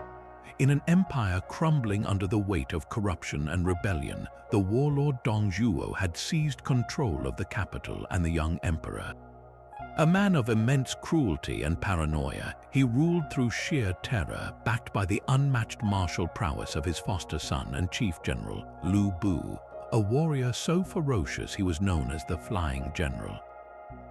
To the loyal ministers of the Han court, this alliance between the tyrannical father and the invincible son seemed unbreakable, a combination that doomed any hope of restoring order and justice. But one official, the minister Wang Yun, conceived a plan of breathtaking audacity, one that would target the one weakness he perceived in this ironclad partnership, not their politics but their passions. Wang Yun's weapon was not an army or an assassin's blade, but his own adopted daughter, Dairo Chan, described in the texts as possessing a beauty that could make the moon itself hide in shame. She was more than just a pretty face. She was a brilliant actress, fiercely intelligent, and utterly devoted to her father's cause, willing to become the pivotal piece in his dangerous game. Wang Yun's scheme, known as the beauty trap or chain scheme, was a masterpiece of psychological manipulation. He first promised Dairo Chan in marriage to the mighty Lu Bu, appealing to the warrior's vanity and desire, binding him with the promise of this incredible prize. Then, in a stunning betrayal of that promise, he presented the very same woman to the lustful Dong Zhuo as a concubine, a gift to curry favor with the powerful regent. Imagine the exquisite tension of Dairo Chan's position.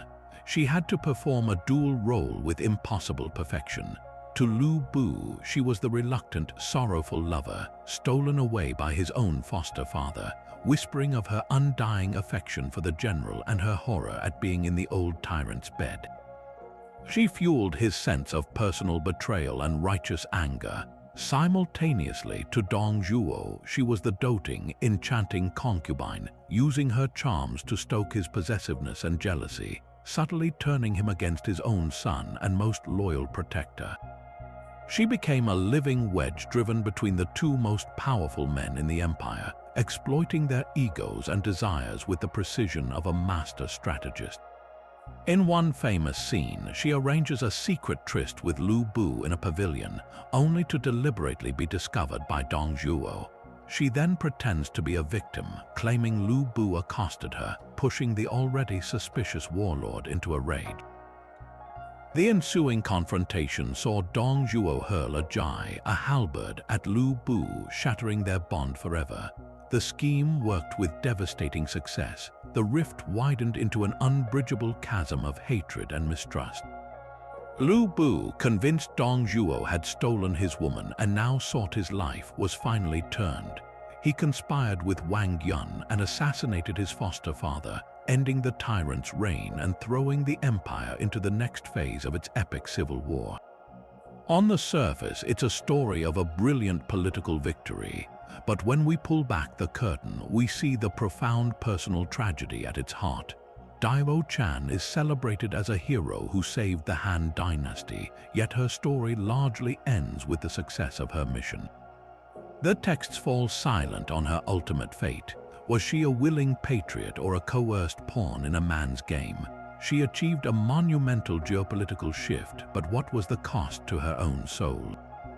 She manipulated the deepest emotions of two men, living a constant, high-stakes lie that must have been utterly isolating. Her name echoes through history, but her inner world remains a haunting silence, a reminder that in the grand chessboard of history, even the most pivotal pieces are often left without a safe square to call their own.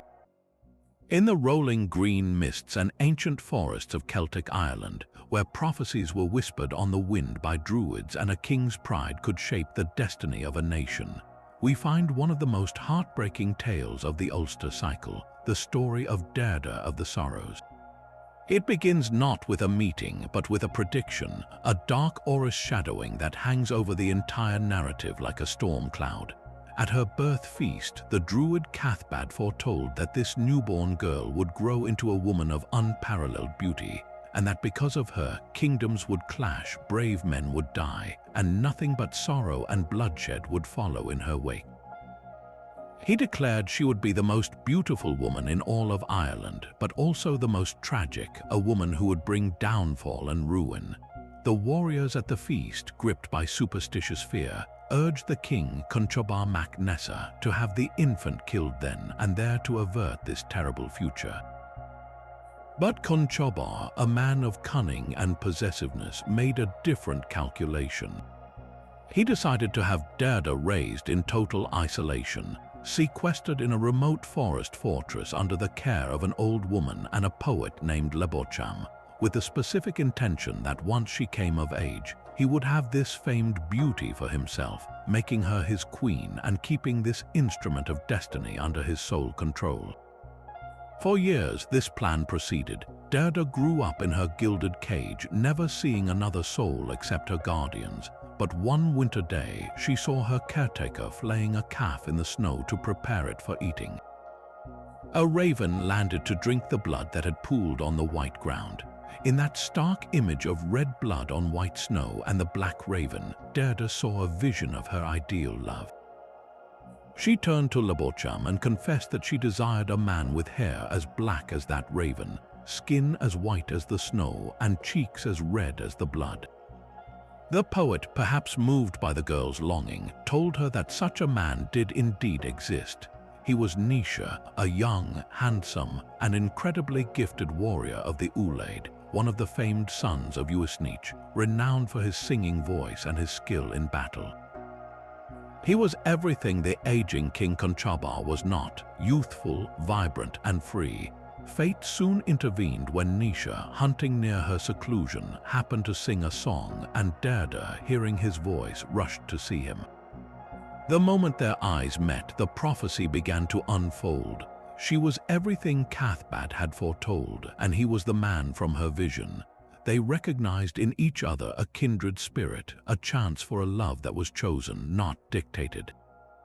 Knowing the king's wrath would be immediate and terrible, they made the only choice they could. They fled. Nisha, along with his two fiercely loyal brothers, Arden and Ainul, abandoned their homeland, and the small group escaped across the sea to Scotland.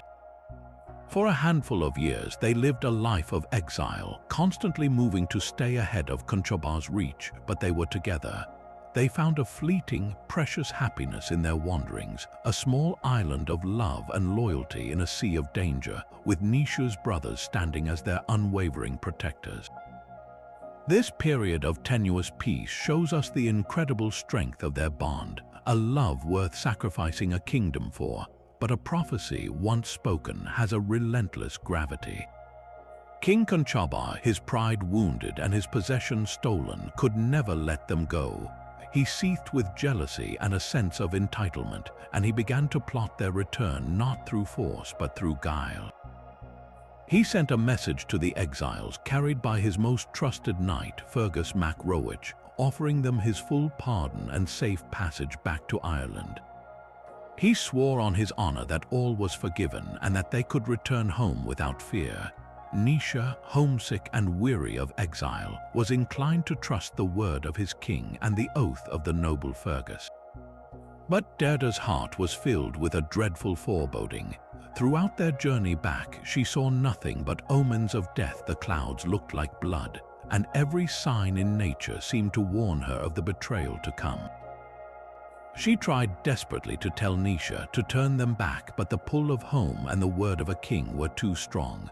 The moment they set foot on Irish soil, Conchobar's treachery was revealed. He immediately found a way to separate the guarantor of their safety, Fergus, by inviting him to a feast, thus technically voiding the protection. With Fergus gone, the king sent his own warriors to seize the sons of Eurydice. A terrible fight ensued. Naoise and his brothers fought with the legendary skill of Ulster heroes, but they were hopelessly outnumbered. The most tragic blow came from an indirect hand. Conchobar had enlisted a Norse mercenary named Eogan mac Durthacht, a man who had a blood feud with Naoise. While the brothers were desperately holding off the king's men, Eogan threw a spear with brutal force, killing Naoise instantly. His brothers, Arden and Aenel, were cut down beside him, dying as they had lived, loyal to the end. Derda was then dragged before the victorious King Conchobar, who had finally reclaimed his prize. But he found a woman utterly hollowed out by grief, a shell of the beauty he had coveted. For a year, she lived in his court, but she refused to speak, eat, or smile. She was a living monument to sorrow, her every breath a silent protest against the king's cruelty. Ultimately, Conchobar, frustrated and enraged by her unbreakable spirit, sought to break her completely. He asked her what she hated most in the world, and she replied that it was him, Conchobar, and Eogan mac Durthacht, the man who had killed her love. In a final act of petty malice, the king said, "Then you shall spend a year with Eogan."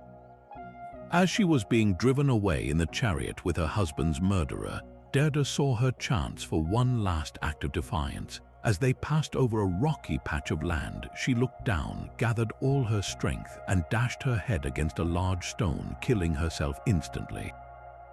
She chose death over a life without Naoise and a future defined by the very man who had destroyed her happiness. In her suicide, she finally escaped Conchobar's control, fulfilling the Druid's prophecy in the most tragic way possible. Her story is a powerful Celtic reminder that attempting to change destiny, whether out of fear or possession, only ensures it arrives with greater force, and that a love born free can never truly be captured.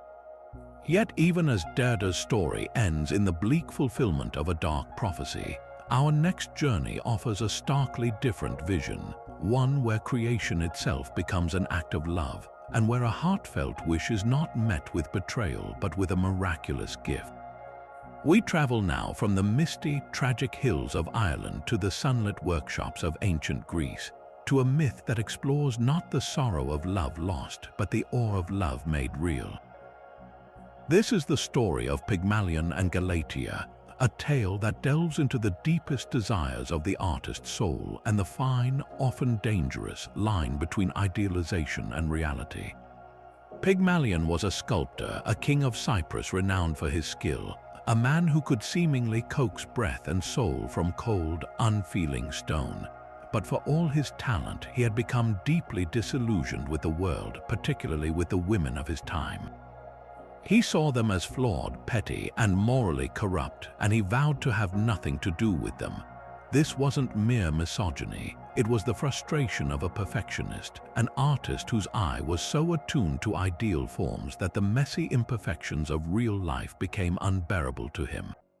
So he turned his back on the living world and retreated into his art, deciding that if he could not find a perfect woman in life, he would simply create one himself.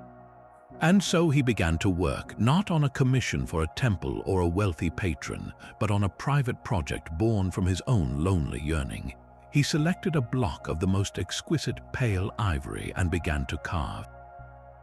This was not just another statue, it was a labor of devotion. He poured every ounce of his skill, his concept of beauty, and his deepest longing into this single figure.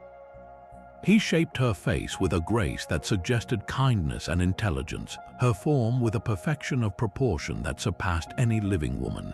He gave her a faint, mysterious smile, a posture of elegant repose. He worked until the statue was no longer a mere object, but a masterpiece so lifelike that it seemed it might faintly tremble with a breath at any moment. He named her Galatea, which means she who is milk white, a testament to her luminous ivory complexion. But here the story takes its fascinating turn. Pygmalion did not simply admire his creation as a testament to his own genius. He fell in love with her. He would dress the statue in fine silks, adorn her with jewels, bring her little gifts, and speak to her as if she could hear him. He would lay his hand upon her cold cheek, half expecting to feel warmth. He became a man consumed by a profound and terribly lonely paradox. He had created the perfect woman, but she was forever out of reach, a prisoner of her own perfection, silent and unmoving. His studio, once a place of creative power, became a temple to his own beautiful despair. The myth captures the unique agony of the artist who becomes a prisoner of their own creation, who pours so much of their soul into their work that they begin to crave a response from it that can never come. The festival of Aphrodite, the goddess of love, arrived in Cyprus, and the city filled with the smoke of sacrifices and the sounds of celebration. Everyone brought offerings to the goddess's altar, praying for love, for favor, for passion. Pygmalion, his heart aching, went as well, but he could not bring himself to pray for a real woman. Instead, with a shy and almost shameful hope, he made a quiet, desperate plea. He did not ask for a wife, but whispered, "O gods, if you can give all things, let me have as my wife." And he dared not say, "my ivory girl," but instead finished, "one like the ivory maiden." It was a prayer of exquisite hesitation, asking not for the impossible, but for something just like it. Yet Aphrodite, who was present at her own feast, heard the true desire hidden within his cautious words. She understood the pure, if misguided, devotion in his heart. She knew he was not in love with an object, but with the ideal of beauty and grace that the object represented, an ideal that she, as the goddess of love, inherently embodied. Returning home, his offering made, Pygmalion went straight to his statue. As was his ritual, he leaned in to kiss her cold lips, but this time a miracle occurred. Under his touch, the hard ivory seemed to soften and grow warm. He drew back in shock, touching her cheek again. A flush of color spread across her skin. Her chest rose and fell with a first, gentle breath, and her eyes, which had been blank and staring, now focused with soft, warm life upon him. The goddess had not given him someone like his ivory maiden. She had given him the maiden herself. Galatea was alive. She felt the arms of her creator around her, looked at the world for the first time, and smiled at the man who had dreamed her into being. It was a moment of pure, unadulterated wonder, the ultimate fantasy of every creator realized. Pygmalion's joy was immense, and he poured out his gratitude to Aphrodite. He and his living, breathing creation were married, and the myth tells us they had a son named Paphos, from whom the city sacred to Aphrodite derived its name. But the story doesn't end with a simple, happily ever after. It leaves us with profound questions about the nature of the relationship we've just witnessed.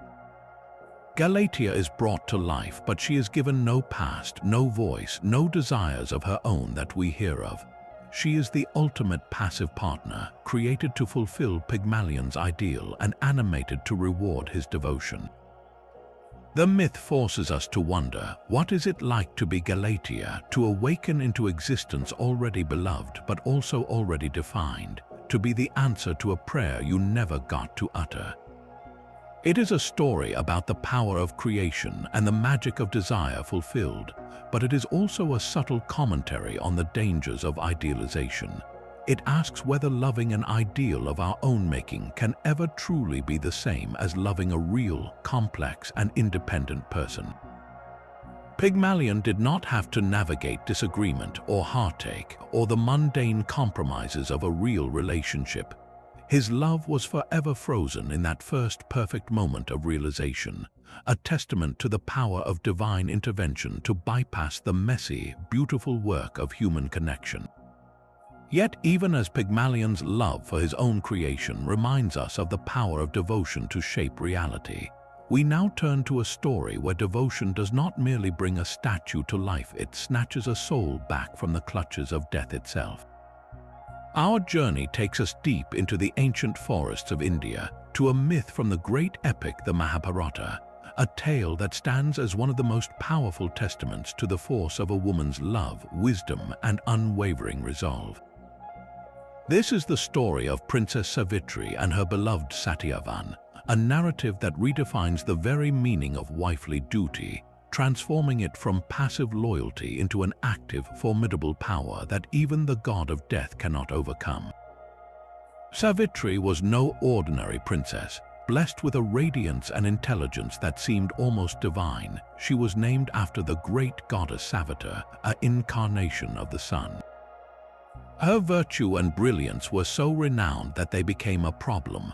No suitor dared to approach her, intimidated by her glory. Her father, the king, finally told her she must find her own husband, and so she embarked on a pilgrimage, visiting sacred groves and hermitages. It was during this journey that she discovered Satyavan, a young man living in exile deep in the forest with his blind father, a king who had lost his kingdom. Satyavan possessed everything Savitri desired. He was noble, kind, strong, and virtuous, but he also carried a terrible, inescapable fate. The moment she set her heart on him, the wise sage Narada appeared to deliver a devastating prophecy. He revealed that despite his many qualities, Satyavan was doomed to die exactly 1 year from that very day. This is the moment the myth presents its central, agonizing choice. Savitri was warned by the ultimate authority. She knew with absolute certainty that if she married this man, she was choosing a year of happiness followed by a lifetime of certain widowhood and sorrow. There was no ambiguity, no maybe. It was a fixed point in time, a fate etched by the gods themselves. Every rational instinct should have told her to turn away, to return to her palace and find a husband with a long and prosperous future. But Savitri's love was not rational, it was absolute. She looked at the prophecy not as a warning, but as a simple fact of her chosen path. She declared that she had already made her choice, and whether her husband had a long life or a short one, she would accept her destiny with him. Her decision wasn't one of blind ignorance, but of clear-eyed, conscious acceptance. She chose love, knowing full well its precise and terrible cost. They married and lived a simple, joyful year in the forest. As the dreaded day approached, Savitri did not despair or weep helplessly. Instead, she began a 3-day vigil of fasting and prayer, preparing herself not for a funeral but for a battle. On the morning of the prophesied day, Satyavan, feeling strangely compelled, took his axe into the woods to chop firewood. Savitri insisted on accompanying him, never letting him out of her sight. As he worked, he suddenly cried out with a sharp headache, laid his head in her lap, and fell into a deep sleep. The forest fell silent. Then the air grew cold and heavy. A magnificent, terrifying figure emerged from the shadows, clad in dark red robes, with a dark green complexion and a noose in his hand. This was Yama, the Dharma Roger, the god of death himself. He had come to claim the soul of Satyavan, as was his duty. With gentle but inexorable force, he drew the tiny, thumb-sized spirit of Satyavan from his body and began to walk south toward the land of the dead. This is where Savitri's true test began. She carefully laid her husband's physical body down and rose to follow the god of death. Yama, impressed by her radiance and composure, told her she did not need to follow, that her duties as a wife ended with her husband's death, and she should return to perform his funeral rites. But Savitri quietly replied that her duty was to be wherever her husband was, and so she would follow. Yama, a being of strict justice and order, was not used to being followed. He tried to reason with her, offering her any boon she wished except, of course, the life of her husband, if she would only turn back. This was the trap, and Savitri, with the precision of a master strategist, walked right into it. Her first wish was for the restoration of her father-in-law's sight and kingdom. Yama granted it. She continued to follow, speaking with such grace and wisdom about Dharma and devotion that Yama, captivated, offered her a second boon. She wished for her own father to be blessed with 100 sons to continue his lineage. Yama granted it. Still, she followed, her discourse growing ever more profound, her spirit unwavering. Yama, utterly amazed by this mortal woman's courage and intellect, offered her a third, grander boon, again asking her to turn back. Savitri, without a moment's hesitation, wished for 100 sons of her own to continue Satyavan's line.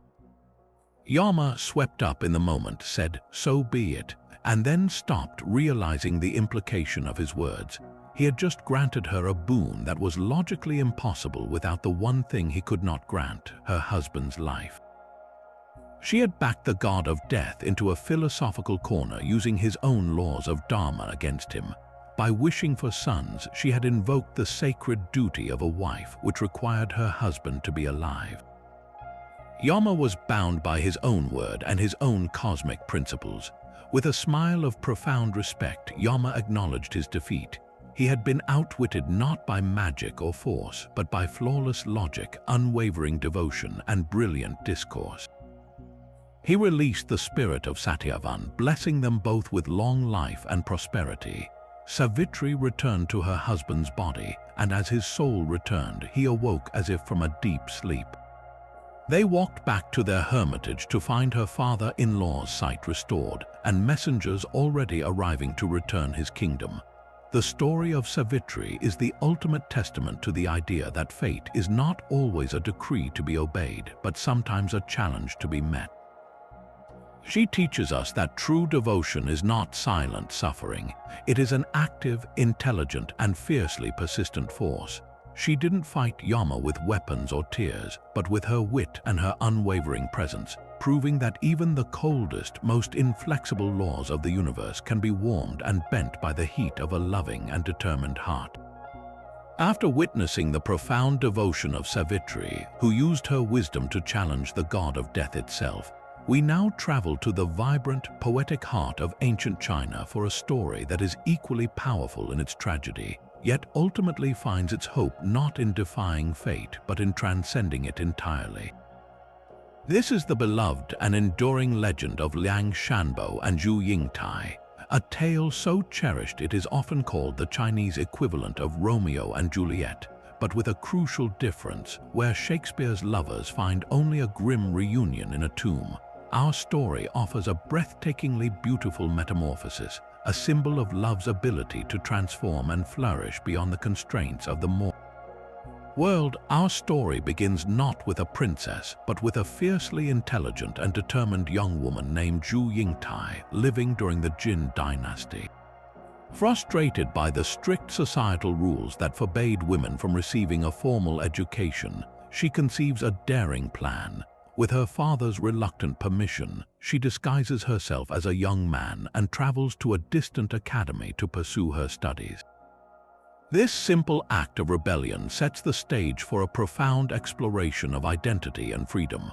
For the first time, Zhu Yingtai is not confined by the expectations placed upon her gender. She can speak her mind, engage in debates, and immerse herself in the world of knowledge, all while existing in the plain sight of a society that would never normally allow it. It is at this academy that she meets Liang Shanbo, a kind, earnest, and deeply scholarly young man. They quickly become the closest of friends, sharing a desk, studying together under the moonlight, and discussing poetry and philosophy. They form a bond of intellectual companionship so deep and sincere that Liang Shanbo remains completely unaware of his friend's true identity for 3 entire years. For Zhu Yingtai, this friendship becomes the center of her world, and gradually it blossoms into a powerful, secret love. She finds herself in an agonizing position, deeply in love with her best friend, but unable to reveal the truth without shattering their entire world and risking expulsion and disgrace.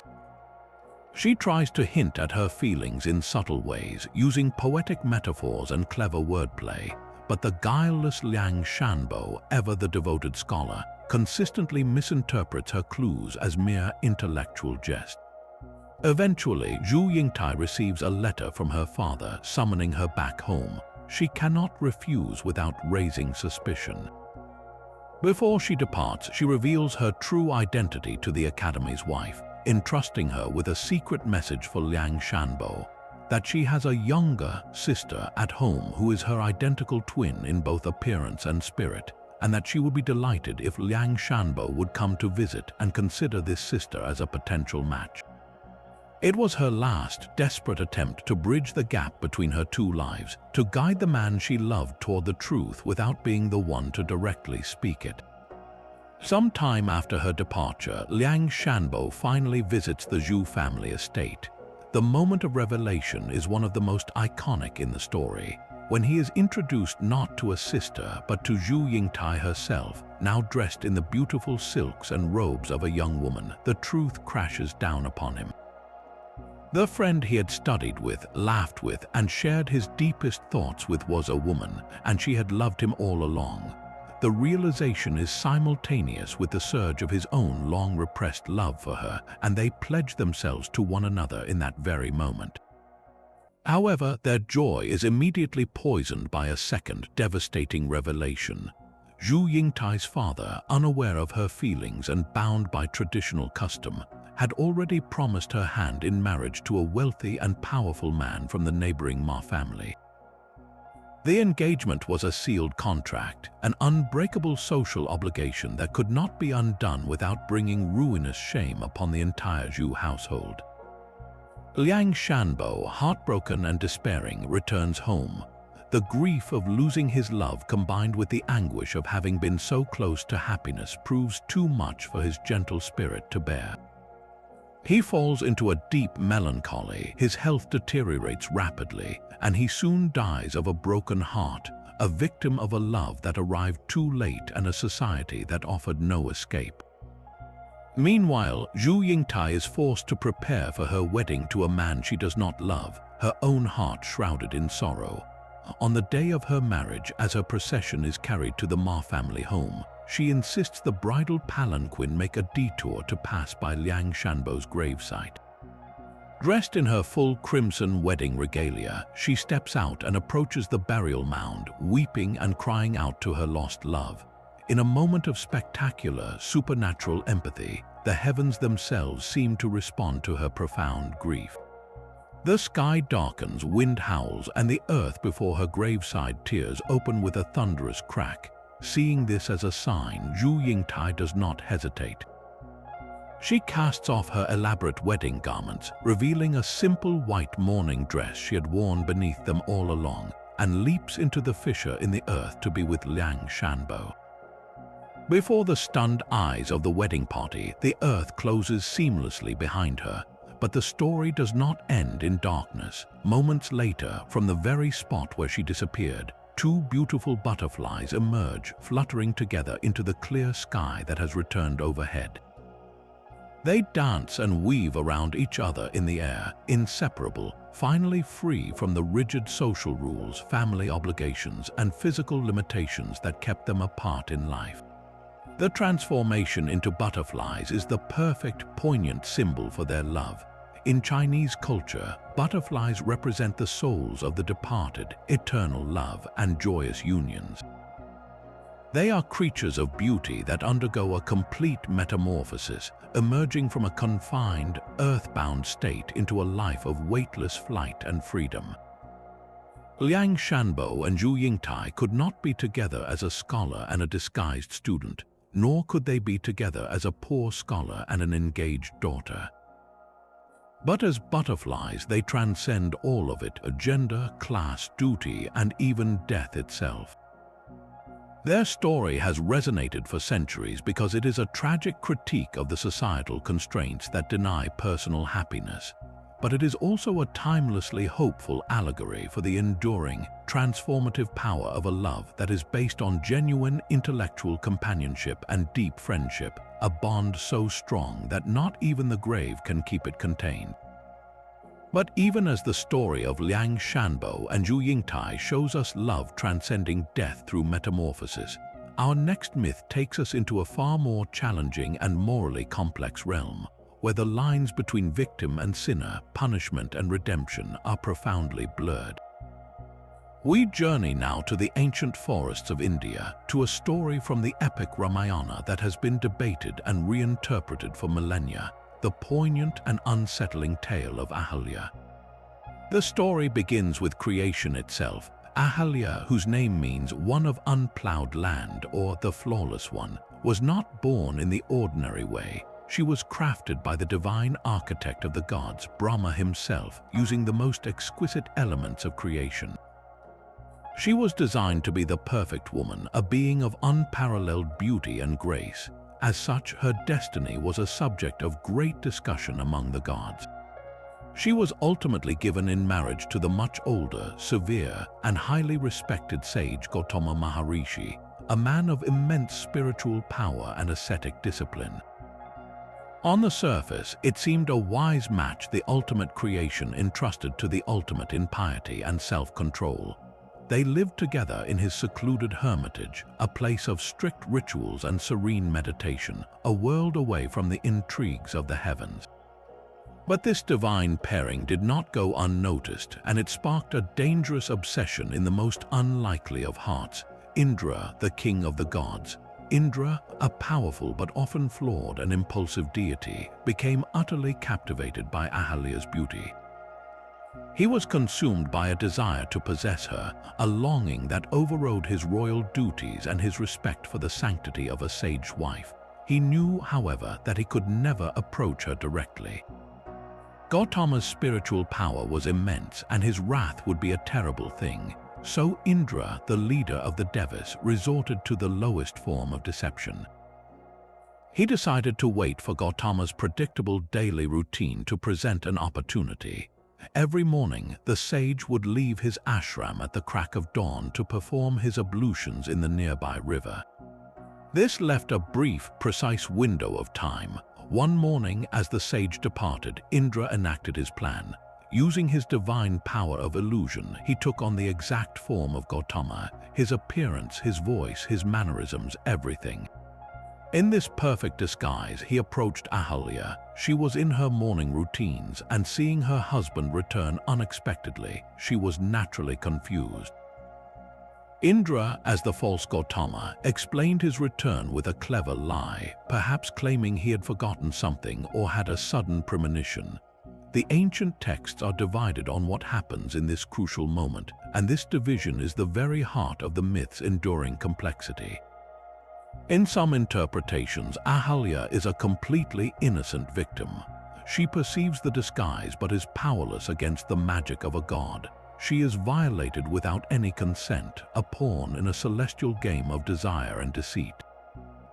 In other interpretations, there is a more troubling nuance. It is said that she saw through the illusion, recognizing the god Indra beneath the facade.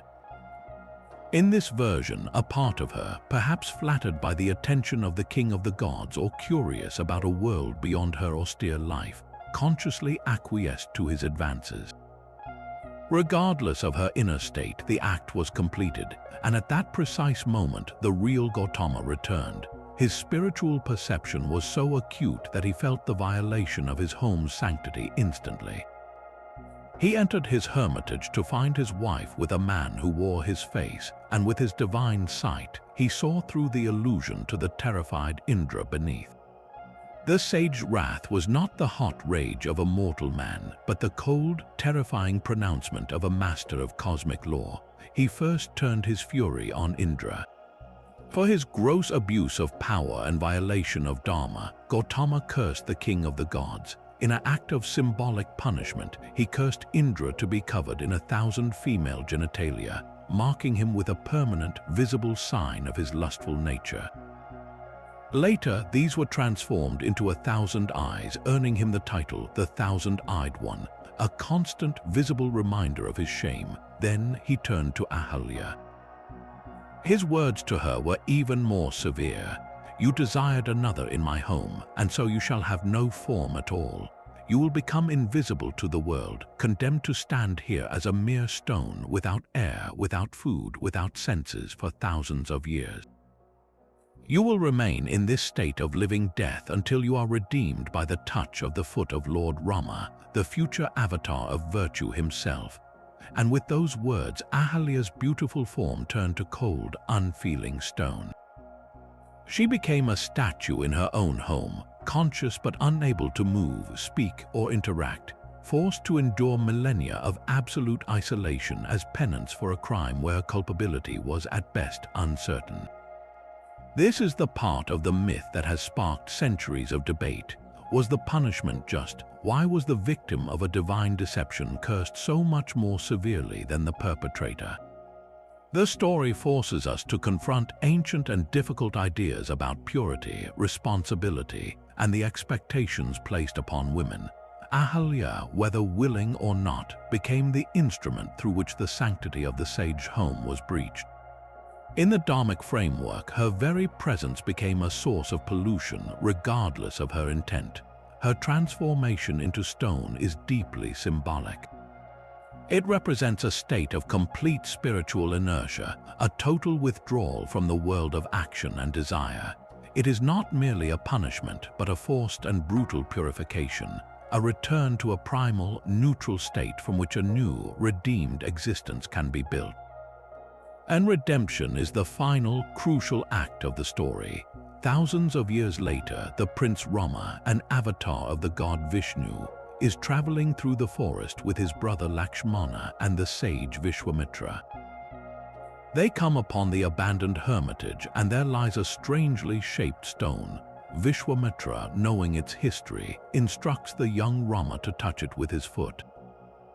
As Rama's foot, the embodiment of divine grace and righteousness, makes contact with the cold stone, a miracle occurs. The rock shimmers and transforms, and from it emerges Ahalia, not as a fallen woman, but as a radiant, purified being, as if she had merely been asleep. She bows to her Redeemer, her curse lifted, her past sins washed clean by the touch of the divine. She is often said to have returned to her husband's side, her honor and place restored.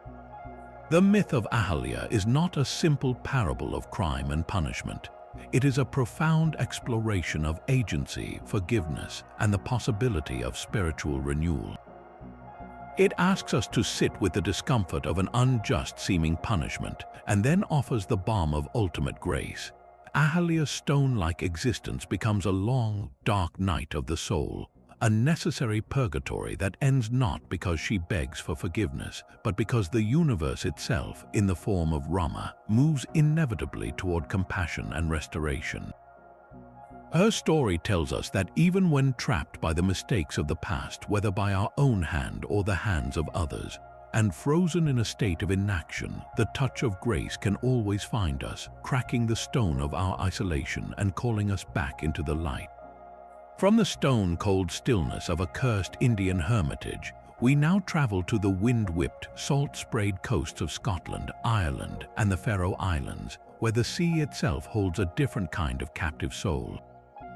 Here, in the realm of Celtic and Norse folklore, the line between human and animal is as thin as the mist rolling in from the Atlantic, and love is not a matter of divine curses or clever strategies, but of theft and profound longing. This is the haunting and melancholy myth of the Selkie wife, a story that asks us where the line lies between love and possession, and whether a home built on a hidden truth can ever truly stand. Imagine a lonely fisherman walking along a deserted beach after a storm. The air is cold, the light is fading, and the cries of the gulls are the only sound. Then he sees them, a group of figures dancing on the wet sand under the moonlight. They are breathtakingly beautiful, with luminous skin and dark, deep eyes, and they move with a grace he has never seen. But as he creeps closer, hiding behind a large rock, he makes an astonishing discovery. Lying in a pile nearby are not discarded clothes, but strange, glistening pelts. These are not women at all. They are Selkies, mythological beings who are seals in the water but can shed their skins to become human on land. In that moment, a reckless, possessive desire ignites within him. He watches one Selkie in particular, her laughter ringing like bells over the crash of the waves, and he cannot bear the thought of her returning to the sea. So he quietly steals her seal skin, hiding it away in a locked chest before approaching the group. The moment the Selkies see him, they gasp, snatch up their pelts, and slip back into the waves, leaving one behind, the one whose skin is now lost. She is trapped, stranded in a form that is not her own, utterly vulnerable and terrified. The fisherman approaches her not as a threat but as a rescuer. He offers her his coat, his home, his protection. He is kind, and in her confusion and fear, his offer seems like her only option. She goes with him, and in time, she becomes his wife. She may even grow to care for him, to appreciate his kindness. They have children together, and she is a good mother, gentle and loving. To any outsider, it looks like a simple, happy life. But the myth tells us that every day there is a part of her that is absent. She will often be found staring out at the sea, her eyes fixed on the horizon, a silent, profound sorrow etched on her face.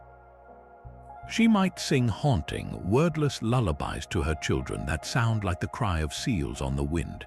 She is a good wife and mother, but she is playing a role, living a life that was forced upon her, built on the foundation of a stolen identity.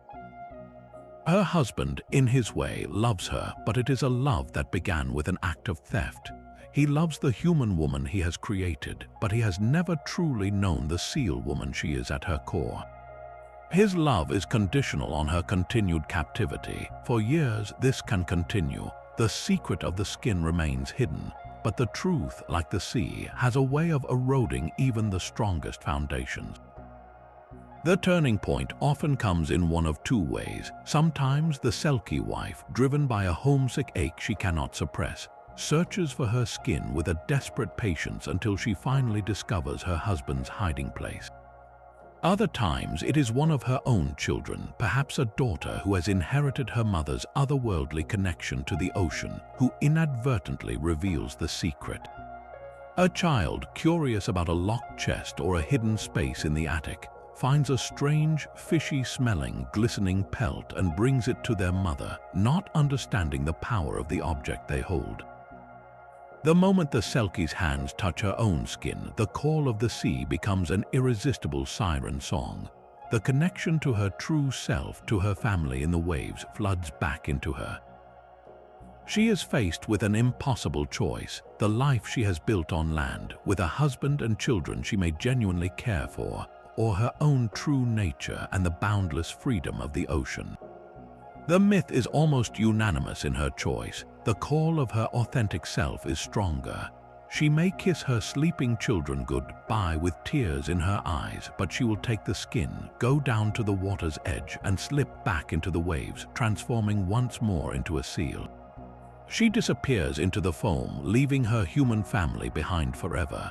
The husband awakens to find her gone and knows immediately what has happened. His loss is absolute, a punishment for his initial act of theft. He is left with a broken heart and the children, who must grow up with the knowledge that their mother belonged to another world. The Selkie wife's story is not one of malice but of inevitability. It speaks to a universal truth, that love cannot be built on a foundation of captivity and concealed identity. It asks us if it is truly love to make someone happy by forcing them to be someone they are not, to fulfill our needs at the expense of their very soul. The Selkie's return to the sea is a powerful testament to the idea that the core of who we are, our true nature, will always call to us, and that a life of peaceful captivity can never outweigh the painful joy of being free, even if that freedom requires leaving pieces of our heart behind on a foreign shore. Leaving behind the tragic shores of human-seal relationships, we now set sail into the heart of a tempest, into a legend born from the very wrath of the sea itself. Our journey takes us to the frigid, gale-lashed waters of the Cape of Good Hope, where the howling wind carries the echo of a curse that has haunted mariners for centuries. This is the myth of the Flying Dutchman, a Germanic maritime tale that transforms the ocean from a mere body of water into a purgatorial prison for a soul damned by his own arrogance. The most common version of the story begins in the 17th century with a Dutch captain, a man of immense skill but also of monstrous pride and a volcanic temper. His name is often given as Hendrik van der Decken, and he commands a mighty East India Company vessel, the Dutchman, laden with precious spices and silks. As they attempt to round the treacherous Cape of Good Hope, a passage nicknamed the Cape of Storms, they are met with a hurricane of biblical fury. For weeks, the ship battles impossible waves and shrieking winds, unable to make headway. The crew, exhausted and terrified, begs the captain to turn back, to seek shelter and wait out the storm. But Van der Decken will hear none of it. His pride is a force as unyielding as the granite cliffs of the Cape itself. He is determined to keep his schedule, to conquer the sea through sheer force of will. He blasphemes against the storm, swearing he will round the Cape even if it takes him until the day of judgment. In some tellings, his defiance goes even further.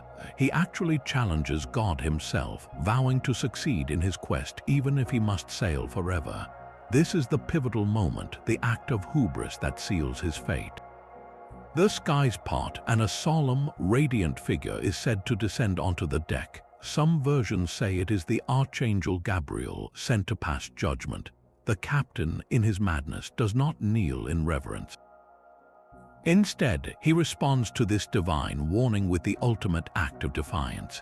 He pulls a pistol and fires it directly at the celestial messenger, or in other accounts, he hurls a barrage of the foulest curses imaginable. His punishment is immediate and perfectly tailored to his crime. For his blasphemous oath and his rejection of divine grace, he is condemned to sail the seas for all eternity, never to make port, never to know peace. His ship and crew are transformed into a ghostly phantom, cursed to forever battle the very storms he sought to defy. This is where the myth deepens from a simple punishment into a profound exploration of redemption. The curse is not entirely without a sliver of hope, a single, torturous clause in his eternal sentence. Once every 7 years, the Dutchman is permitted to leave his ship and come ashore. His mission during this brief respite is not to enjoy the comforts of the land he has lost, but to seek a single, rare thing. A woman who will pledge her faithful, eternal love to him, a love so pure and unwavering that it could break the curse. This condition transforms the story from a seafarer's ghost tale into a heartbreaking tragedy of the human spirit. It introduces the ultimate test of fidelity, not for the captain, but for any woman brave enough to love a damned soul. He is given a fleeting chance every 7 years to find a love that can do what even an angel's judgment could not: redeem him. Imagine the profound loneliness of this cycle. For 7 years, he is a spectral figure on a ghost ship, a warning glimpsed by terrified sailors in the mist, an omen of doom. Then, for a few short days, he walks the earth as a man, haunted and desperate, searching for a connection that can save him. He must reveal his terrible truth to any woman he courts, and he must watch the hope in her eyes turn to fear and revulsion. Or worse, he might be tempted to conceal his identity, building a relationship on a foundation of deceit that would surely nullify any chance of true, faithful love. This quest creates a tragic cycle of hope and despair that repeats for centuries. Each 7-year pilgrimage rekindles a faint ember of hope, only for it to be extinguished by rejection, failure, or his own inherent inability, forged by centuries of bitterness, to inspire the selfless love he requires. The very nature of his punishment may prevent him from ever achieving its cure, making his shore leave not a blessing, but a recurring, exquisite form of torture.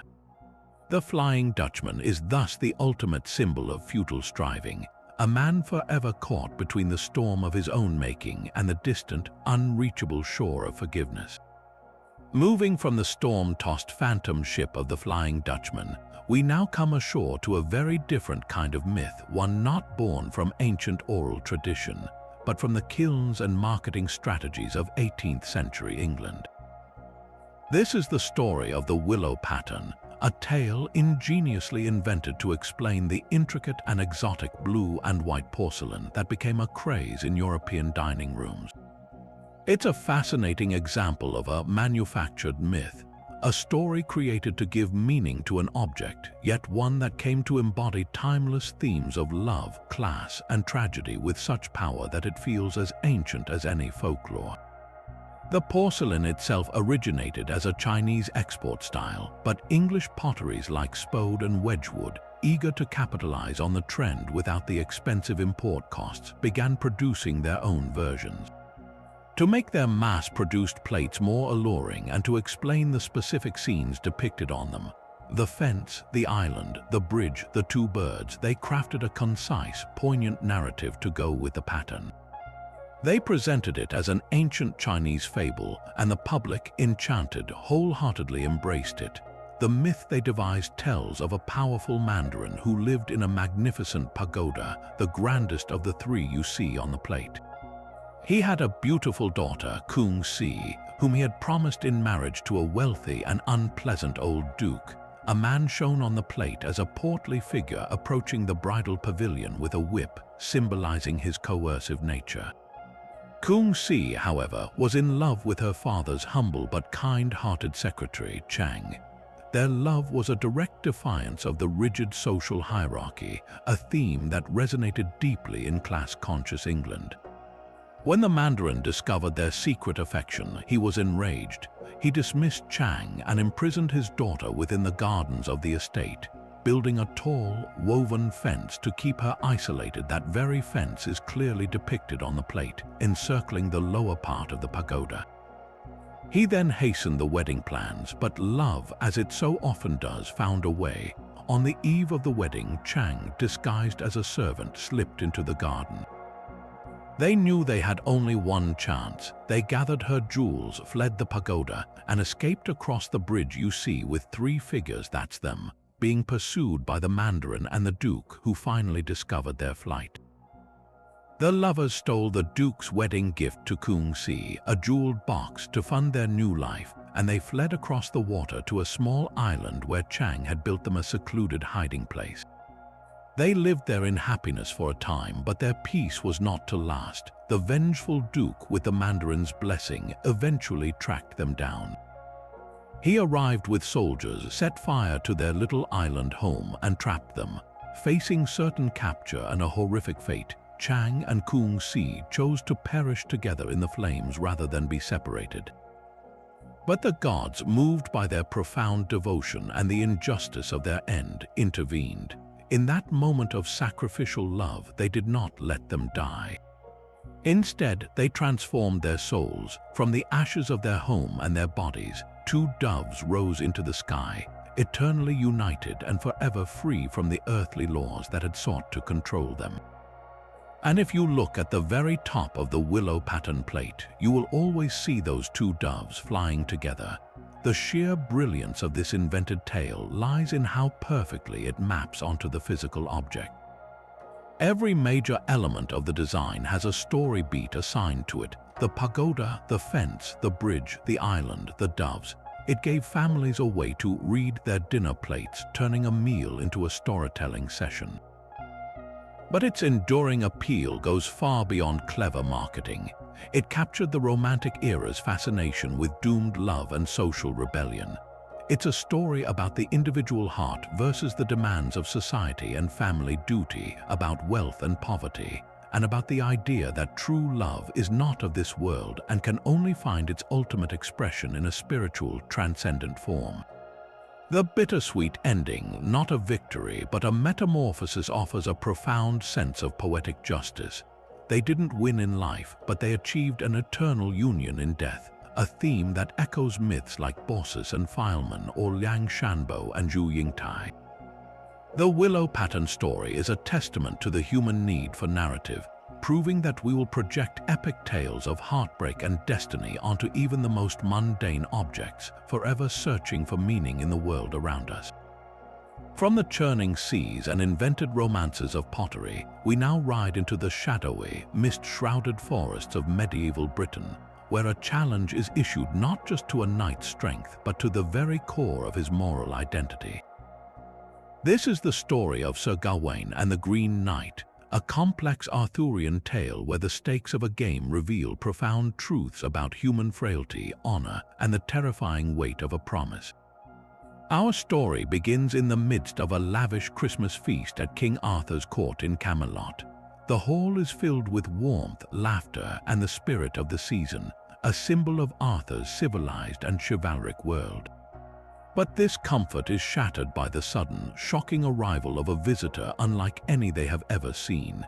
He is a giant of a man, but his grandeur is otherworldly and terrifying. His skin and his ornate clothing are a brilliant, verdant green. His hair, his beard, even the mighty horse he rides, all are the same impossible, living shade of green. In one hand, he carries a colossal, fearsome axe made of green steel and gold. In the other, he holds a simple holly bob, a token of peace that starkly contrasts with the weapon. This is the Green Knight, a figure of pure, untamed nature and magic crashing into the ordered, courtly world of Arthur. He issues a bizarre and violent challenge, a Christmas game. He will allow any brave knight present to strike him once with his own giant axe, on the condition that the Green Knight will return the blow exactly 1 year and 1 day hence.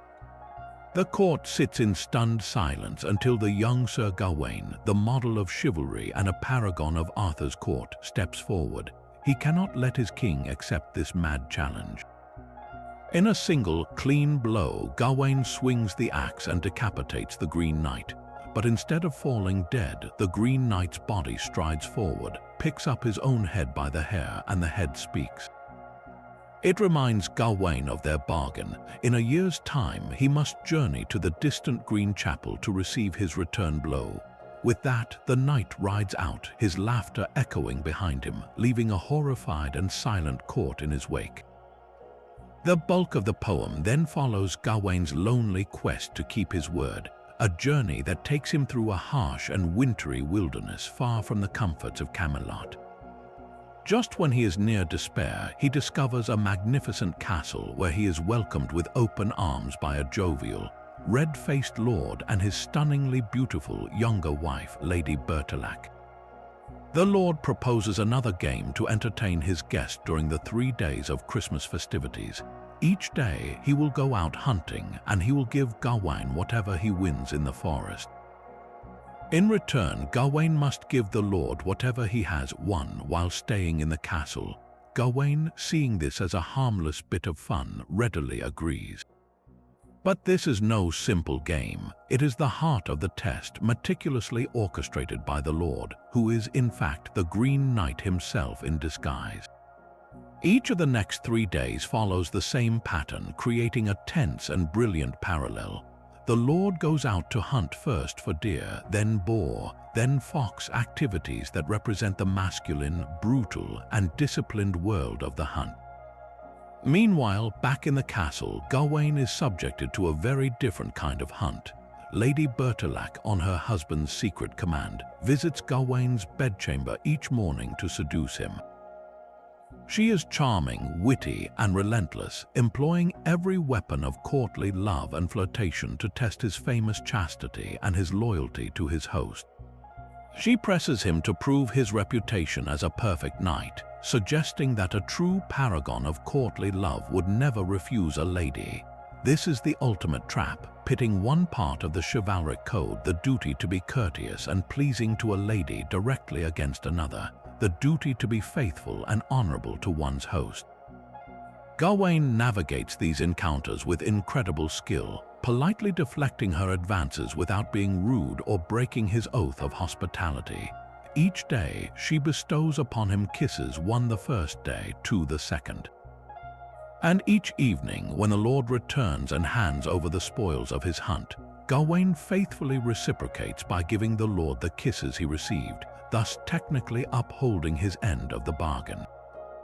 But on the third day, the test intensifies. Lady Bertilac, in addition to 3 kisses, offers Gawain a gift, a green silk girdle, a magical belt that she swears will protect the wearer from any physical harm. This is the moment of supreme temptation. Gawain knows he must ride to his apparent death the next day to face the Green Knight's axe. The girdle represents a chance to survive, to break the seemingly inevitable fate that awaits him. After a fierce internal struggle between his desire to live and his code of honor, his survival instinct wins. He accepts the girdle and, crucially, decides to keep it a secret, violating his agreement with the Lord to exchange all his winnings. That evening, he gives the Lord the 3 kisses but says nothing of the green girdle hidden in his clothes. The next morning, Gawain journeys to the Green Chapel for his fateful appointment. The Green Knight appears, axe in hand, and Gawain kneels, baring his neck for the blow. The knight swings twice, feinting each time to test Gawain's nerve, and on the third swing, he nicks Gawain's neck, drawing a single drop of blood. The game is over. The Green Knight then reveals himself as Lord Bertilac and explains the entire elaborate ruse. The 3 blows corresponded to the 3 days of the exchange game. The first 2 feints were for the 2 days Gawain faithfully exchanged the kisses. The small cut was for the 3rd day, when he gave the kisses but concealed the girdle out of a very human desire to save his own life. Gawain is utterly humiliated. He had prided himself on being the most perfect knight, yet he failed in his honesty. He cries out in shame, calling himself a coward and covetous for clinging to the magical belt, and he vows to wear the green girdle forever as a badge of his sin. But the Green Knight, in a moment of surprising grace, laughs it off. He calls Gawain the most blameless of all knights, for his fault was not one of lust or malice, but of self-love, a tiny, understandable flaw. The entire spectacle was orchestrated by the sorceress Morgan Le Fay to test the renown of Arthur's court and to frighten Queen Guinevere. Gawain returns to Camelot a changed man, deeply humbled and bearing the green girdle as a symbol not of shame but of a hard-earned lesson. The other knights of the Round Table, in a moving show of solidarity, all adopt wearing a green baldric themselves, turning a personal symbol of failure into a universal one of shared human frailty.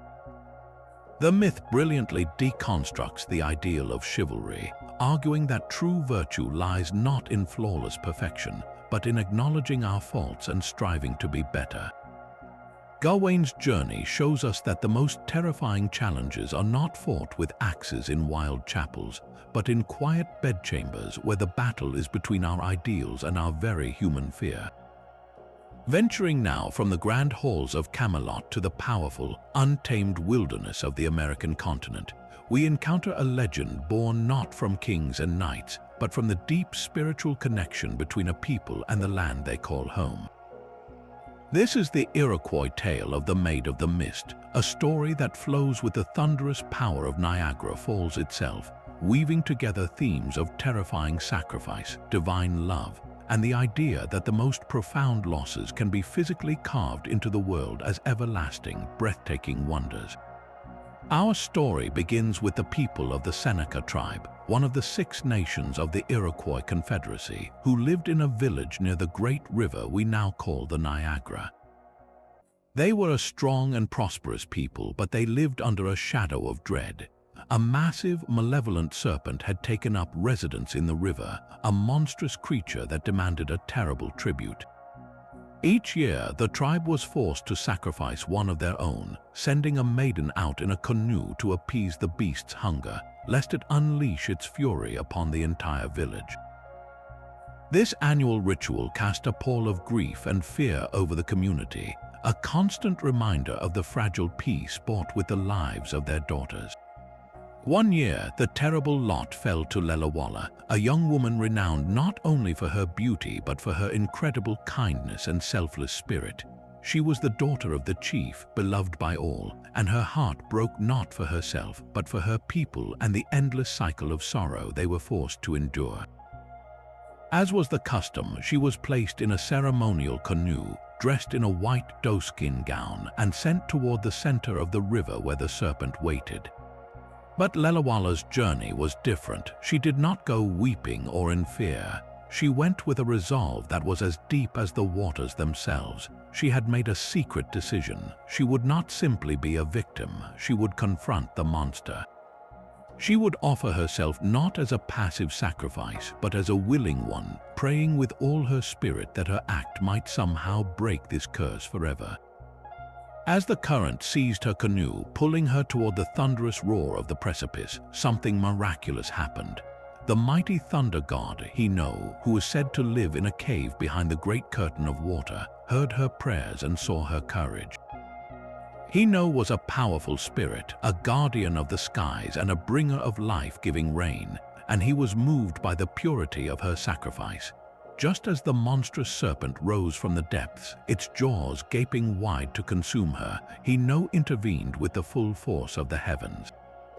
He reached down from the clouds, caught Lelawala in his arms just as her canoe plunged into the abyss, and lifted her to safety in his celestial home behind the falls. But her salvation was only the beginning. From the safety of Hino's cave, she warned him of the serpent's relentless evil and the suffering of her people. Enraged by the creature's tyranny, Hino prepared for battle. He summoned the very elements at his command. The sky darkened, and he hurled a mighty lightning bolt down into the churning river, a spear of pure divine energy aimed at the heart of the monster. The bolt struck with cataclysmic force, not only obliterating the serpent but cleaving the very rock of the riverbed in two. The earth shook with the impact, and the river, with nowhere else to go, began to pour into this massive new chasm with a roar that would never cease. In that single, world-shattering moment, the mighty Niagara Falls as we know it was born a permanent, roaring monument to the battle between good and evil. Lelawala, having given herself to save her people, found a new life and a new purpose with the god who had saved her. She became Hino's wife, remaining with him in the misty realm behind the eternal cascade. But she never forgot her people. It is said that the mist that forever rises from the base of the falls is her spirit, a visible, tangible presence that blesses all who visit. The Iroquois people believe that on certain days when the light hits the spray just right, you can see the shape of a beautiful woman in the mist, a permanent reminder of the brave maiden who loved her community so deeply that she was willing to give everything for them. Her story transforms the falls from a mere geographical feature into a sacred landscape. It is not just water crashing over a cliff. It is the physical evidence of a goddess's love, a community's liberation, and a victory over darkness that literally reshaped the world. It teaches us that the most powerful acts of love are often those born from selflessness, and that from the depths of sacrifice can rise a beauty so powerful and permanent that it echoes through the ages. After witnessing a love so selfless it reshaped a continent, we now confront a desire so profoundly selfish it has driven men to madness and empires to expansion. The desperate, centuries-long hunt for the fountain of youth. If the story of the Maid of the Mist is about sacrifice for the community, this myth is about the ultimate indulgence of the self, a quest not for spiritual liberation but for the reversal of time itself, often fueled by the fear of losing love to the cruel, unyielding march of age. The legend, as we most commonly know it, is inextricably linked to the Spanish conquistador Juan Ponce de Leon and his early 16th century expeditions into the Caribbean. The tale goes that the aging explorer, having heard tantalizing indigenous stories, was desperately seeking a magical spring or river whose waters could restore youth and vitality. He was supposedly driven by a desire to regain his vigor, perhaps to win back the affections of a younger love or to simply escape the infirmities that time imposes on every life. This narrative paints a powerful picture, the hardened conquistador, a symbol of conquest and power, brought low by the most universal of human anxieties, sailing through treacherous, unknown waters not for gold or glory, but for a chance to drink from nature's own cosmetic counter. Historical maps from the era often depicted this fantastical fountain, placing it on mysterious, poorly charted islands, a cartographic symbol of hope and avarice that pulled the map of the known world ever westward. But the true history is far more complex and revealing. The direct connection between Ponce de Leon and a search for the fountain is likely a later embellishment, a myth that attached itself to a real historical figure. His actual voyages were funded for the very concrete purposes of finding new lands to claim and new native populations to subjugate for the Spanish crown. The legend of a life-restoring water source, however, is ancient, appearing in the writings of Herodotus in the 5th century BC with the tale of the Macrobians, and later woven into the Prester John myths of the Middle Ages. These stories found fertile ground in the New World, where European explorers encountered thousands of distinct indigenous cultures, each with their own rich tapestry of beliefs and stories. It's highly probable that Spanish settlers, overhearing metaphorical or spiritual native tales about sacred, life-giving waters or healing springs, interpreted them literally through the lens of their own pre-existing European folklore. What might have been a story about spiritual renewal was heard as a manual for physical rejuvenation.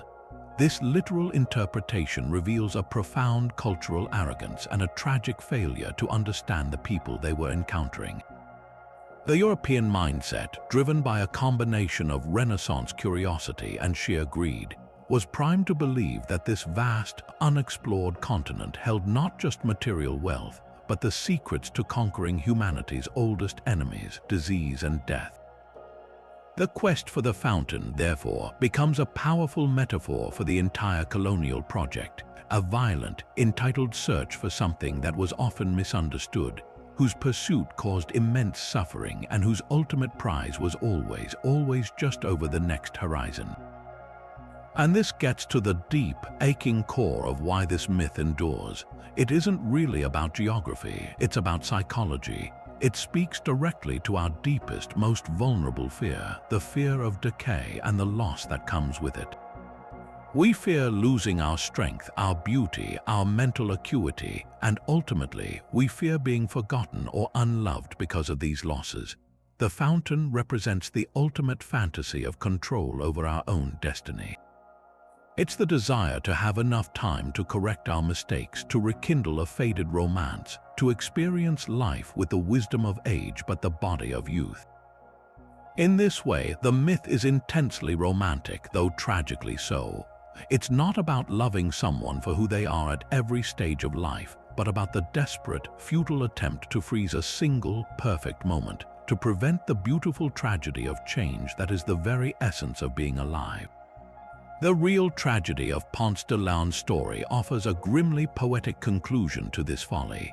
In 1521, while attempting to establish a colony on the coast of Florida, a land he was convinced held the secret to the fountain, he was struck by a poisoned arrow from a Calusa warrior's bow.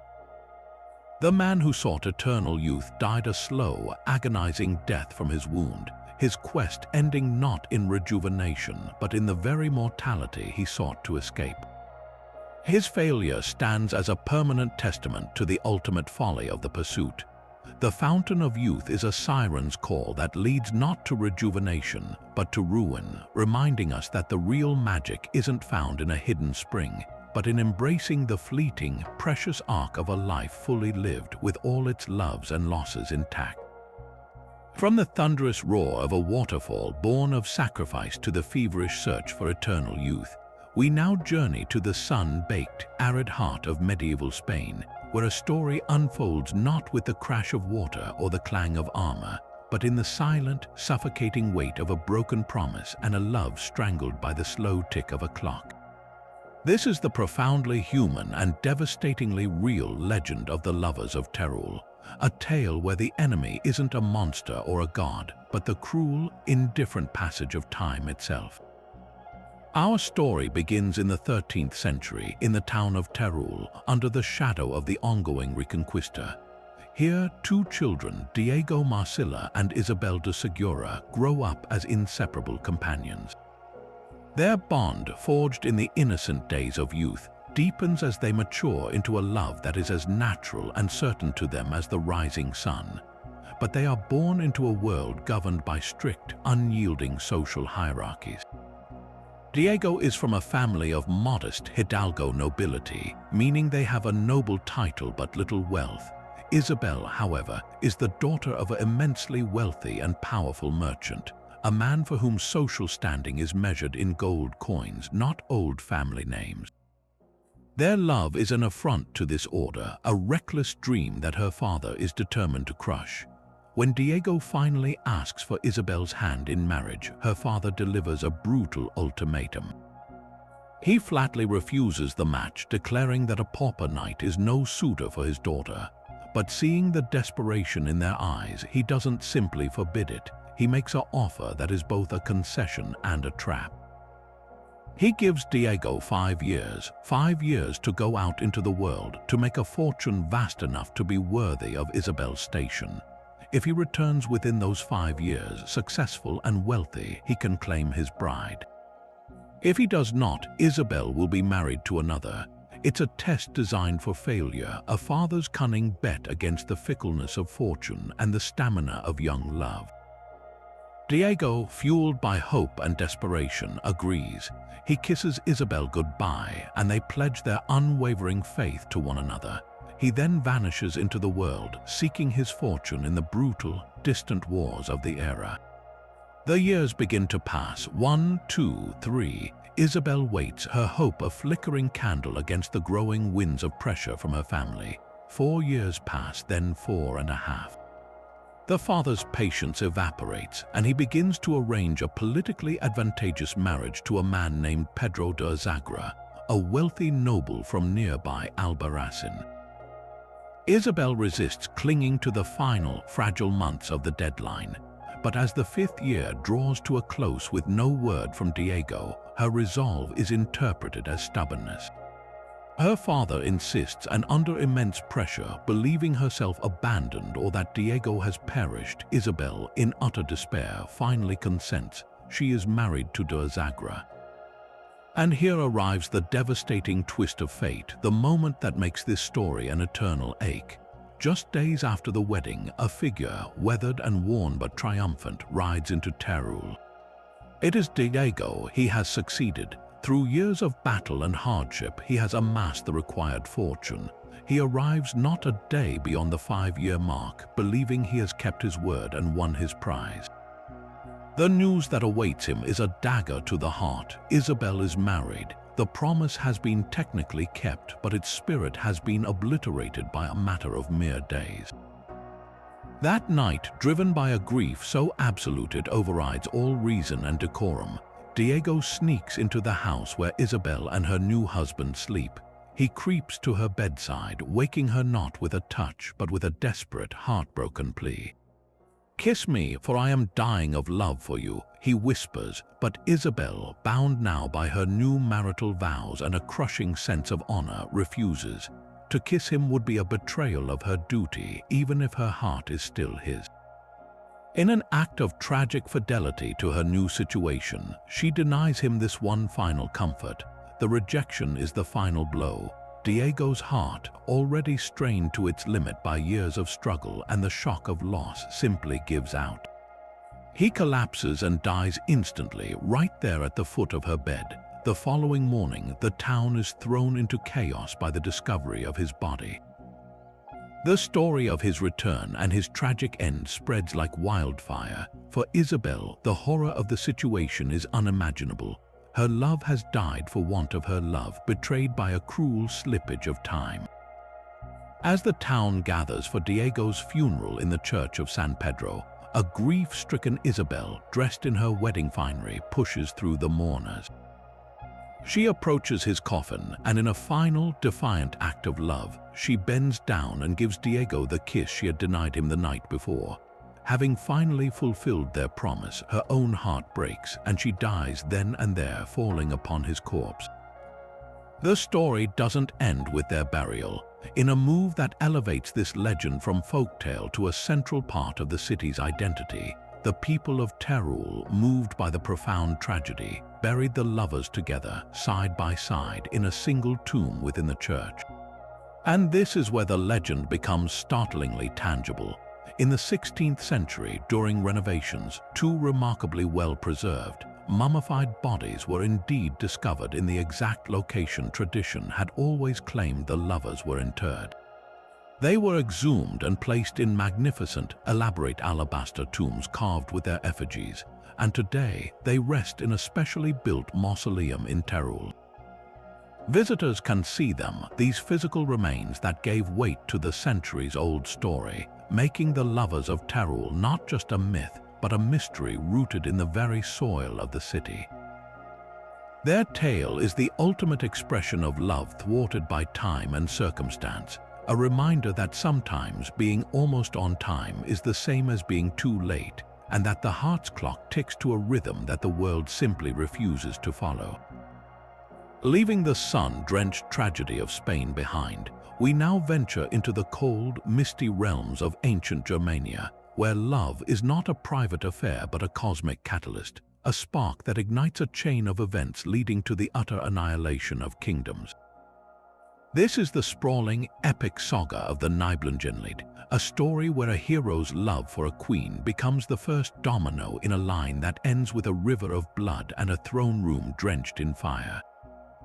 At its heart, it is the story of Siegfried and Kriemhild, a romance that begins in the highest ideals of courtly love and curdles into the most horrifying vengeance imaginable. Our tale begins in the magnificent court of the Burgundians at Worms, ruled by the proud King Gunther and his brothers.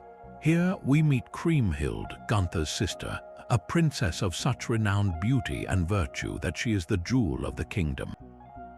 Our hero, Siegfried, is a prince from the Lower Rhine, a figure of almost superhuman ability. He is famous for having slain a dragon and bathed in its blood, which made his skin invulnerable except for a single spot on his back where a linden leaf had fallen, a fatal flaw that will echo through the story. He also possesses the fabulous treasure of the Nibelungs and a cloak of invisibility, trophies won from the dwarf Alberich. Hearing of Kriemhild's glory, Siegfried arrives in Worms not as a suitor, but as a warrior seeking to make a name for himself, though he is instantly smitten. To win his chance to court Kriemhild, Siegfried must first prove his worth to her brother, King Gunther.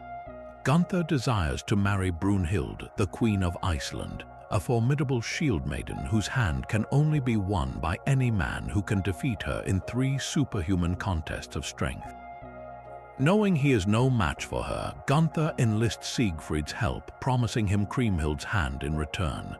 Using his cloak of invisibility, Siegfried secretly aids Gunther, physically performing the feats while invisible, making it appear as if the king himself is triumphing.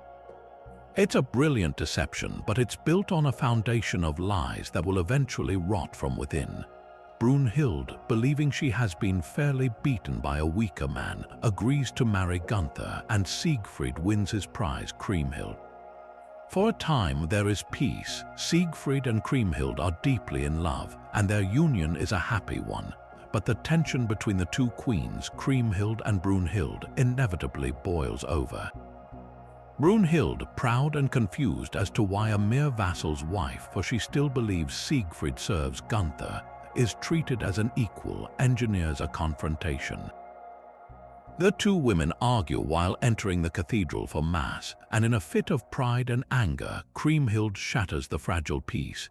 She reveals the humiliating truth that Siegfried, not Gunther, was the true victor in Iceland, and that Brunhild's own marriage was consummated only because Siegfried, invisible again, had overpowered her on her wedding night and taken her girdle. To prove her claim, Kriemhild cruelly displays the girdle and ring that Siegfried had taken and given to her as tokens. This public shattering of Brunhild's world and honor demands a response. Humiliated and enraged, she seeks vengeance. Gunther, his own pride wounded, is easily swayed by his most loyal and grim vassal, Hagen von Tronje. Hagen knows that the only way to restore the kingdom's honor and neutralize the threat of the powerful Siegfried is to kill him. He coldly manipulates the grieving Kriemhild into revealing the secret of her husband's vulnerability by embroidering a small cross on the spot on his tunic where the linden leaf had fallen, under the guise of protecting him. Then, under the pretense of a hunting trip, Hagen murders Siegfried, striking him down with a spear as he drinks from a forest spring. This is the pivot upon which the entire saga turns. Kriemhild's love, once a source of life, is now a black hole of grief. She transitions from a loving wife to a monument of sorrow, and then, slowly, horrifically, into an avatar of vengeance itself. Her mourning has no end. She preserves Siegfried's body, refusing to bury it, and for years she sits with her dead husband, a living reminder of the crime committed against her. The great treasure of the Nibelungs, her dowry, is sunk into the Rhine by Hagen to prevent her from using it to raise an army, but you cannot sink a woman's resolve. Her opportunity for revenge comes years later when she is offered a political marriage to Etzel, the powerful king of the Huns. She accepts not for love or power, but for the army he commands. For 13 years, she bides her time in his court, patiently weaving her web. Then she invites her Burgundian family, including her brother Gunther and the murderer Hagen, to a great festival in Etzel's land. They come despite Hagen's dark forebodings and are trapped. What follows is not a battle but a slaughter. Kriemhild unleashes the Huns upon her own kin in a feast of bloodshed that takes place within Etzel's own hall. The carnage is absolute. The descriptions in the epic are unflinching and brutal. In the end, she captures her brother Gunther and her nemesis Hagen. She gives Hagen one last chance, reveal where he sank the Nibelung treasure in the Rhine, and she will spare him. He refuses, even after she has her brother killed and brings her his head. In a final, gut-wrenching act of fury, she draws Siegfried's own sword and personally beheads Hagen where he sits. Her vengeance is complete, but so is her own story. She is immediately killed by Hildebrand, a horrified knight of Dietrich von Bern, who cannot abide the sight of a woman committing such an act. The saga of the Nibelungenlied is a stark, Germanic tragedy of cause and effect, where a single act of deception spirals into an unstoppable whirlwind of doom. It shows us love not as a gentle force, but as a foundational element of a person's world. When that foundation is shattered through betrayal, what remains is not emptiness but a terrifying negative energy. Kriemhild's love for Siegfried was so absolute that its destruction could only be answered with an equal and opposite force of absolute destruction. Her revenge is not portrayed as righteous but as inevitable, a dark fate set in motion the moment Siegfried agreed to help Gunther win a wife through a lie. It is a brutal lesson in the interconnectedness of actions, where the seeds of a kingdom's fall are sown in the courtly games of its heroes. After witnessing a love so vengeful it could topple kingdoms, we find a gentler, more reassuring vision of destiny in the tranquil glow of a moonlit night. This is the Chinese myth of Yu Lao, the old man under the moon, a celestial figure who offers not drama or tragedy, but a quiet, profound comfort, the promise that our souls are never truly alone, that an invisible bond connects us to our one true love long before we ever meet them. In a world where love so often feels like a matter of chance, of missed connections and wrong turns, the myth of Yu Lao asserts that it is instead a matter of divine cartography, a path carefully mapped in the stars. Yu Lao is often depicted as a kindly, ancient sage who resides in his moonlit kingdom, tending to a vast celestial library that holds the records of every human life. His most important tool is a simple yet infinitely powerful spool of red thread. The legend says he takes this thread and ties one end around the ankle of a man and the other around the ankle of a woman. Once this connection is made, they are destined to meet, to fall in love, and to marry. No matter how long it takes, regardless of the vast distances or social circumstances that separate them, whether they are born on opposite sides of the world, into warring families or different stations in life, this red thread will inevitably shorten, pulling them closer and closer together until they finally stand face to face. It can stretch and twist, but it can never, ever break. The beauty of this myth lies in its gentle inevitability. It removes the anxiety of the search. There is no need to desperately seek out one's soulmate, because the soulmate is already yours, connected to you by a tether woven by the gods themselves. Every random encounter, every chance meeting, every seemingly insignificant decision that leads you to a certain place at a certain time is not random at all. It is the red thread doing its work, patiently guiding you along your preordained path. This belief provides immense comfort, suggesting that loneliness is merely a temporary state on the journey toward a guaranteed union. Even the obstacles and heartbreaks along the way are not true failures, but merely detours that ultimately serve to strengthen the bond or prepare you for the final meeting. This concept has had a profound and lasting impact on Chinese culture, particularly in the realm of matchmaking and marriage. The phrase, "ties of the red thread," is still commonly used to describe a fated marriage. In traditional weddings, red, the color of the thread, dominates the ceremony, from the bride's gown and veil to the lanterns and decorations, symbolizing joy, prosperity, and this divine, unbreakable connection.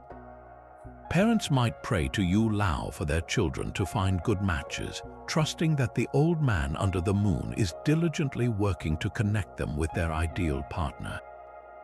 The myth encourages a certain patience and faith in the natural order of one's life, a belief that the universe is conspiring to bring you to the person you are meant to be with. Yet, this comforting notion also carries a subtle, more complex weight. It introduces the idea of a fixed destiny, suggesting that our most personal and passionate choices are perhaps not our own at all, but were written in a celestial book before we were born. It asks a poignant question: is it more comforting to know your soulmate is guaranteed, or is it more thrilling to believe that love is a wild, unpredictable adventure built on your own free will? The power of Yu Lao's story is that it allows for both. It doesn't dictate how the love will unfold, only that it will. The couple must still navigate the challenges of life, communication, and commitment. The thread ensures the meeting, but not necessarily the happily ever after. That part, the building of a life together, remains beautifully, thankfully, in our own human hands. While the previous stories showed love as a force that could conquer death or reshape the world, our next myth presents a far more chilling and somber portrait.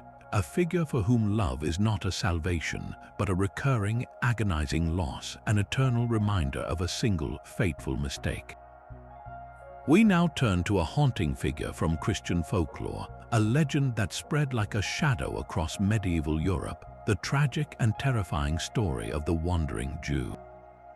This is not a tale of gods or monsters in the traditional sense, but of a very human man condemned to become a living monument to his own moment of cruelty, forced to walk the earth until the end of time itself.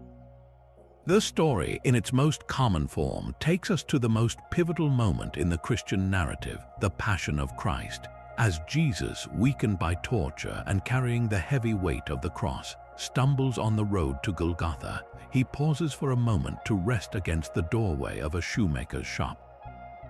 The man inside, named in various versions as Ahasuerus or Cartaphilus, responds not with compassion but with impatience and scorn.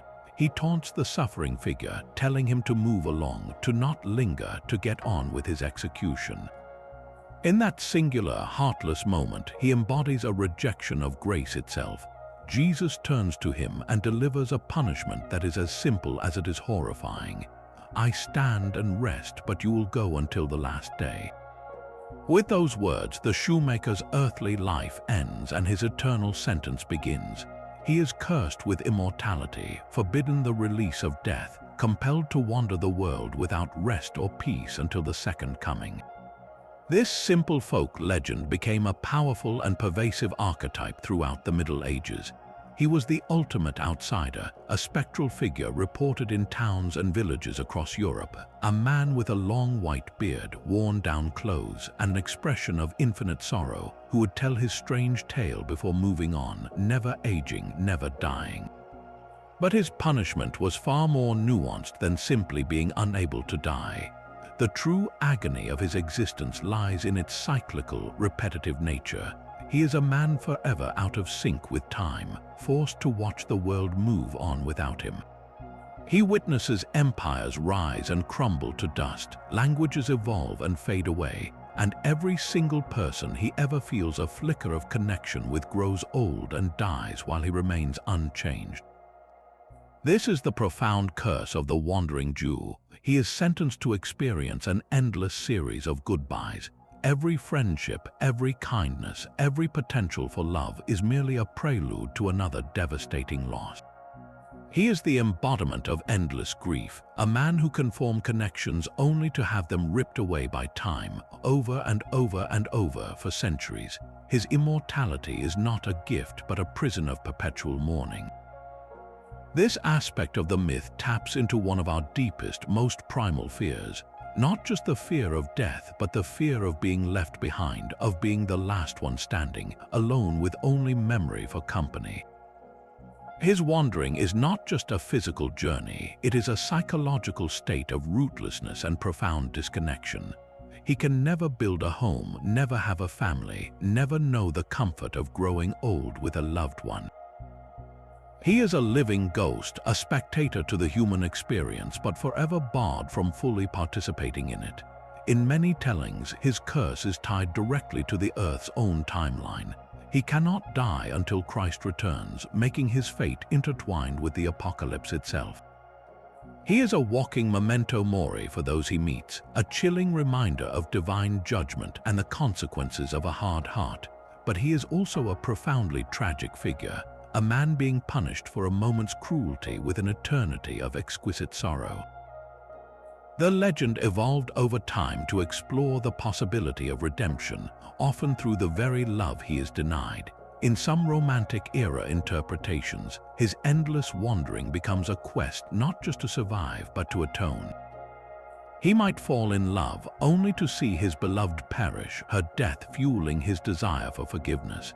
His search for faith and his enduring suffering are portrayed as a long, slow purification of his soul. He is no longer just a cautionary tale, but a symbol of the human capacity to endure, to seek grace even under an eternal sentence.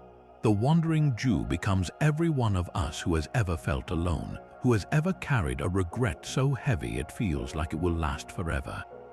His story asks a terrifying question: what is the true price of a single unkind act? And it offers a haunting answer, that the weight of eternity might be found in the burden of endless loss, and that redemption, if it ever comes, must be wrestled from the grasp of an unimaginably long and lonely journey.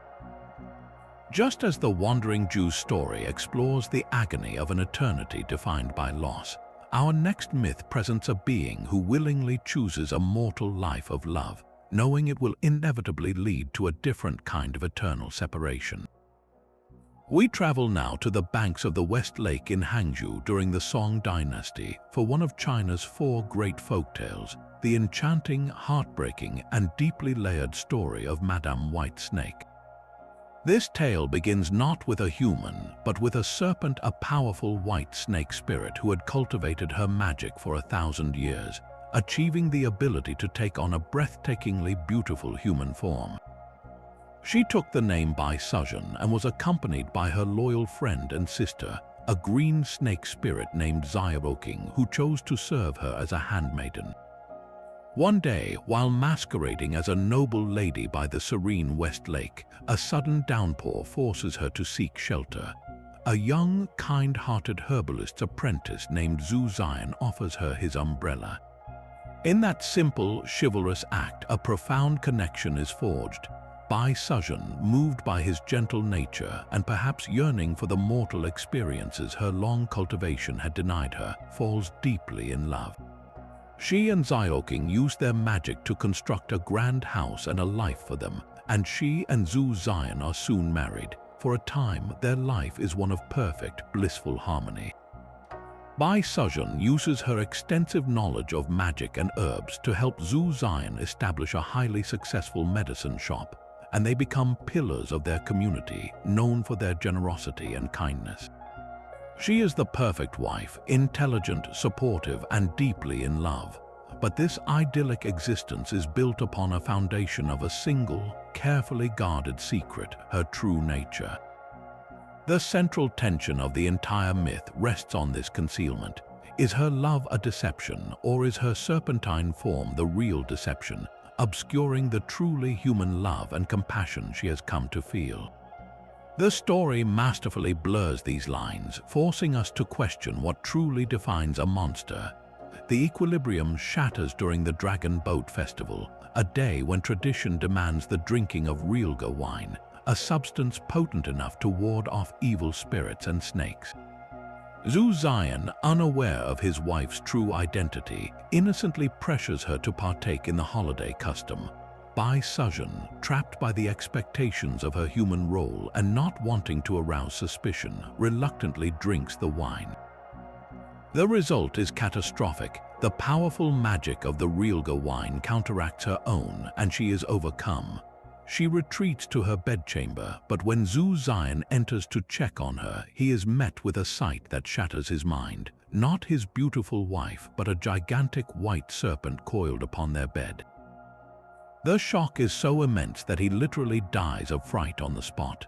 This is where Bai Suzhen's love transforms from a peaceful domestic joy into a fierce, daring activism. Her secret is revealed, but her devotion is not diminished. Refusing to accept this fate, she embarks on a perilous journey to the sacred mountain of Kunlun to steal a magical herb that can bring the dead back to life. This is no simple task. She must battle the immortal guardians of the herb, risking her own existence and her 1,000 years of cultivation to save the man she loves. She succeeds, resurrecting Zhu Zion, but the seed of doubt has been planted in his mind. He is confused, terrified, and vulnerable, a state that makes him easy prey for the figure who represents rigid, dogmatic order in the story, the monk Fahai. Fahai, a Buddhist monk from the Golden Mountain Temple, is not a straightforward villain. He represents celestial law and the natural order that dictates spirits and humans must remain separate. He sees Bai Suzhen not as a loving wife, but as a demonic force deceiving and endangering a mortal soul. His mission is one of salvation, to break her enchantment and free Zhu Zion. He convinces the traumatized Zhu Zion to seek refuge in his temple, effectively imprisoning him there under the guise of protection.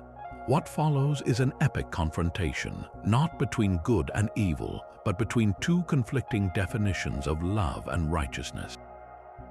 Bai Suzhen, in one of the tale's most spectacular sequences, uses her immense power to command the waves of the Yangtze River, unleashing a great flood to besiege the Golden Mountain Temple and reclaim her husband. She is no longer just a wife, she is a general leading an army of water spirits against the forces of heaven itself, all for love. Ultimately, Fahai proves victorious. He captures Bai Suzhen and, using his most powerful magic, imprisons her for all eternity beneath the Leifeng Pagoda on the shores of West Lake, a punishment for her defiance of the natural laws. The tragedy is absolute. Zhu Zion is left to raise their son, a child born from this forbidden union, alone. Yet the story does not end without a promise of hope. The tale tells us that the Leifeng Pagoda will one day crumble and Bai Suzhen will be released. Furthermore, their son grows up to become the #1 scholar in the imperial examinations, and his final act of filial piety is to bow before the fallen pagoda, securing his mother's release and her ascension to immortality, finally accepted by the very heavens that had opposed her. The myth of Madame White Snake is a powerful argument for love that transcends boundaries of species, of law, and even of life and death. It champions the idea that true goodness is found not in blind obedience to rules, but in the selfless, protective, and sometimes defiant actions we take for those we love. From the epic struggles of immortal spirits and mortal men, we now ascend to the very heavens themselves, to a love story written not in ink, but in the brilliant, star-dusted sweep of the Milky Way. This is the myth of the weaving maid and the cowherd, a foundational Chinese folktale that gifts the world with the Qixi festival, a day of romantic longing often called China's Valentine's Day. Yet this story is far more than a simple romance. It is a poignant allegory for the sacred balance between duty and desire, and the celestial cost of disrupting the natural order. Our tale begins with two beings from utterly different realms. In the heavens above lived Xinu, the weaving maid, a daughter of the Jade Emperor, the supreme ruler of the cosmos. She was no ordinary immortal. Her divine duty was to weave the most breathtaking tapestries, the very robes of the gods and the magnificent clouds of the sunset. Her skill was unparalleled, and her work was essential to the beauty and function of the celestial court. Down on the mortal plane lived Niulang, a simple, kind-hearted cowherd. He was an orphan, living a life of humble poverty, his only companion a loyal old ox. His days were spent tending to his few animals, his world defined by earthly toil and solitude. Their paths were never meant to cross. One was a goddess of creation, the other a mortal of the soil. But destiny, as it so often does, intervened through a seemingly humble agent. Niulang's old ox, who was actually a celestial being under a spell, one day spoke to him. The ox told the astonished cowherd of the beautiful fairy maidens who would sometimes descend from the heavens to bathe in a nearby secluded lake. He advised Niulang to go to the lake and steal the robe of one particular maiden Xinu, for without it she would be unable to return to the heavens. Niulang, captivated by the story and perhaps driven by a deep, unnamed loneliness, did as the ox said. He hid and watched as the ethereal beings descended, and when they entered the water, he took Xinu's magnificent feathered robe. When the other fairies flew away, Xinu was left stranded and terrified. Niulang emerged from his hiding place not as a threat but as a nervous suitor, returning her robe only after she had agreed to listen to him. He spoke to her of his simple life, his kindness, and his growing affection. And something remarkable happened. Away from the relentless demands of her loom and the strict protocols of the celestial palace, Xinu saw the genuine goodness in the cowherd's heart. She chose to stay. They fell deeply in love, married in a simple ceremony, and built a life together. They were blessed with two beautiful children, a boy and a girl, and for years they lived in idyllic, blissful contentment. Niulang tended the fields, Xinu applied her divine skill to their humble home, and their love bridged the impossible gap between heaven and earth. This harmony, however, could not last. The Jade Emperor, while not a malicious figure, is the ultimate arbiter of cosmic order. When he discovered that his daughter, a vital celestial artisan, had abandoned her sacred duty for a mortal life, his wrath was not born of petty anger, but of a need to restore balance. The clouds were going unwoven, the robes of the gods were unfinished, the very aesthetics of heaven were falling into disarray. His judgment was swift and severe. He sent the celestial Queen Mother, his wife, to retrieve Xinu and bring her back to the heavens by force if necessary. The moment of separation is one of the most heart-wrenching in all folklore. As Xinu was forcibly taken, Niulang, in a desperate act of love, put their children in baskets hanging from a pole across his shoulders and tried to follow her into the sky. But the Queen Mother, seeing him give chase, took a single hairpin from her hair and drew it across the sky between them. Where it passed, a mighty, glittering river of stars erupted, the Milky Way itself, an impassable barrier separating the lover from his beloved, the mortal from the divine. They were left on opposite banks, forever within sight of one another, but forever apart, their grief echoing across the cosmos. Yet even in this harsh judgment, a sliver of compassion remained. Moved by the depth of their love and the tears of their children, the Jade Emperor relented just enough to offer a cruel mercy. He decreed that once a year, on the 7th night of the 7th lunar month, all the magpies in the world would take pity on the couple and fly into the heavens. There, they would form a bridge with their own bodies and wings, arching across the terrible breadth of the Milky Way, allowing Xinu and Niulang to cross and be together for a single precious night. This is the origin of the Kixi festival. On this night, young women traditionally make offerings to Xinu, praying for her skill in weaving and needlework, but also for her blessing in finding a love as steadfast and enduring as her own. If it rains on Kixi, the tears are said to be the couple's own, shed as they must once again part ways for another long year. The myth is a beautiful, bittersweet reminder that even the most perfect love must sometimes exist within the constraints of duty and destiny, and that sometimes the most we can hope for is a single starlit night to make the long wait worthwhile. And so our journey through these 30 timeless myths comes to a close, a journey that has taken us across continents and centuries, from the fiery realms of gods to the quiet sorrow of mortal hearts. We've witnessed love in all its terrifying power and breathtaking beauty, a force that can build empires and reduce them to ash, a bond that can defy death itself or be shattered by a single moment of doubt. These stories, though sprung from the soil of ancient Greece, the mist of Celtic Moors, the banks of the Indian Ganges, and the palaces of Chinese emperors, all speak a universal language. They remind us that the human experience of love, in all its agony and ecstasy, is a thread that connects us all, regardless of the age or culture we are born into. What emerges from this tapestry is not just a collection of entertaining tales, but a profound reflection on the core conditions of our existence.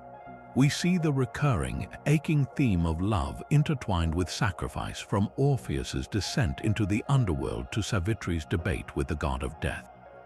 We feel the profound impact of loss, that universal heartbreak that shapes heroes and villains alike, turning Dido's passion into a curse and Kriemhild's devotion into a weapon of vengeance. And always we are confronted by the mysterious, often cruel hand of destiny. Whether it is the three Norns weaving fate at the foot of the world tree Yggdrasil, or Yu Lao's red thread tying two ankles together across vast distances, these myths grapple with a question we still ask today. How much of our love story is written by our own choices, and how much is preordained by forces beyond our control? These ancient narratives endure because they are more than just stories, they are mirrors. They reflect our own deepest fears, the fear of losing what we hold most dear, the terror of a promise broken, the anguish of a love that arrives just a moment too late. But they also reflect our most resilient hopes, the hope that love can redeem us as it did for Psyche, that it can transcend even death as it did for Liang Shanbo and Zhu Yingtai, and that it can be a source of immense courage, compelling us to face down monsters, gods, and the very gates of the underworld for the sake of another soul. These myths are a testament to the fact that the human heart has not changed in thousands of years. We still love with the same desperate intensity, grieve with the same shattering sorrow, and hope against hope that somehow our own story will find a happier ending than those of the tragic figures we remember. They give us a language for our own heartbreaks and a cast of characters who make us feel less alone in our own struggles with love and fate. Now we turn the conversation over to you. Which of these 30 myths resonated with you on the deepest level? Was it the devastating doubt of Orpheus, the intelligent devotion of Savitri, or the tragic misunderstanding of Pyramus and Thisbe? Perhaps you have your own cultural tradition, a timeless tale of love and loss passed down through generations that we didn't cover today. Share your thoughts and stories in the comments below. Let's continue this conversation and build our own modern tapestry of these eternal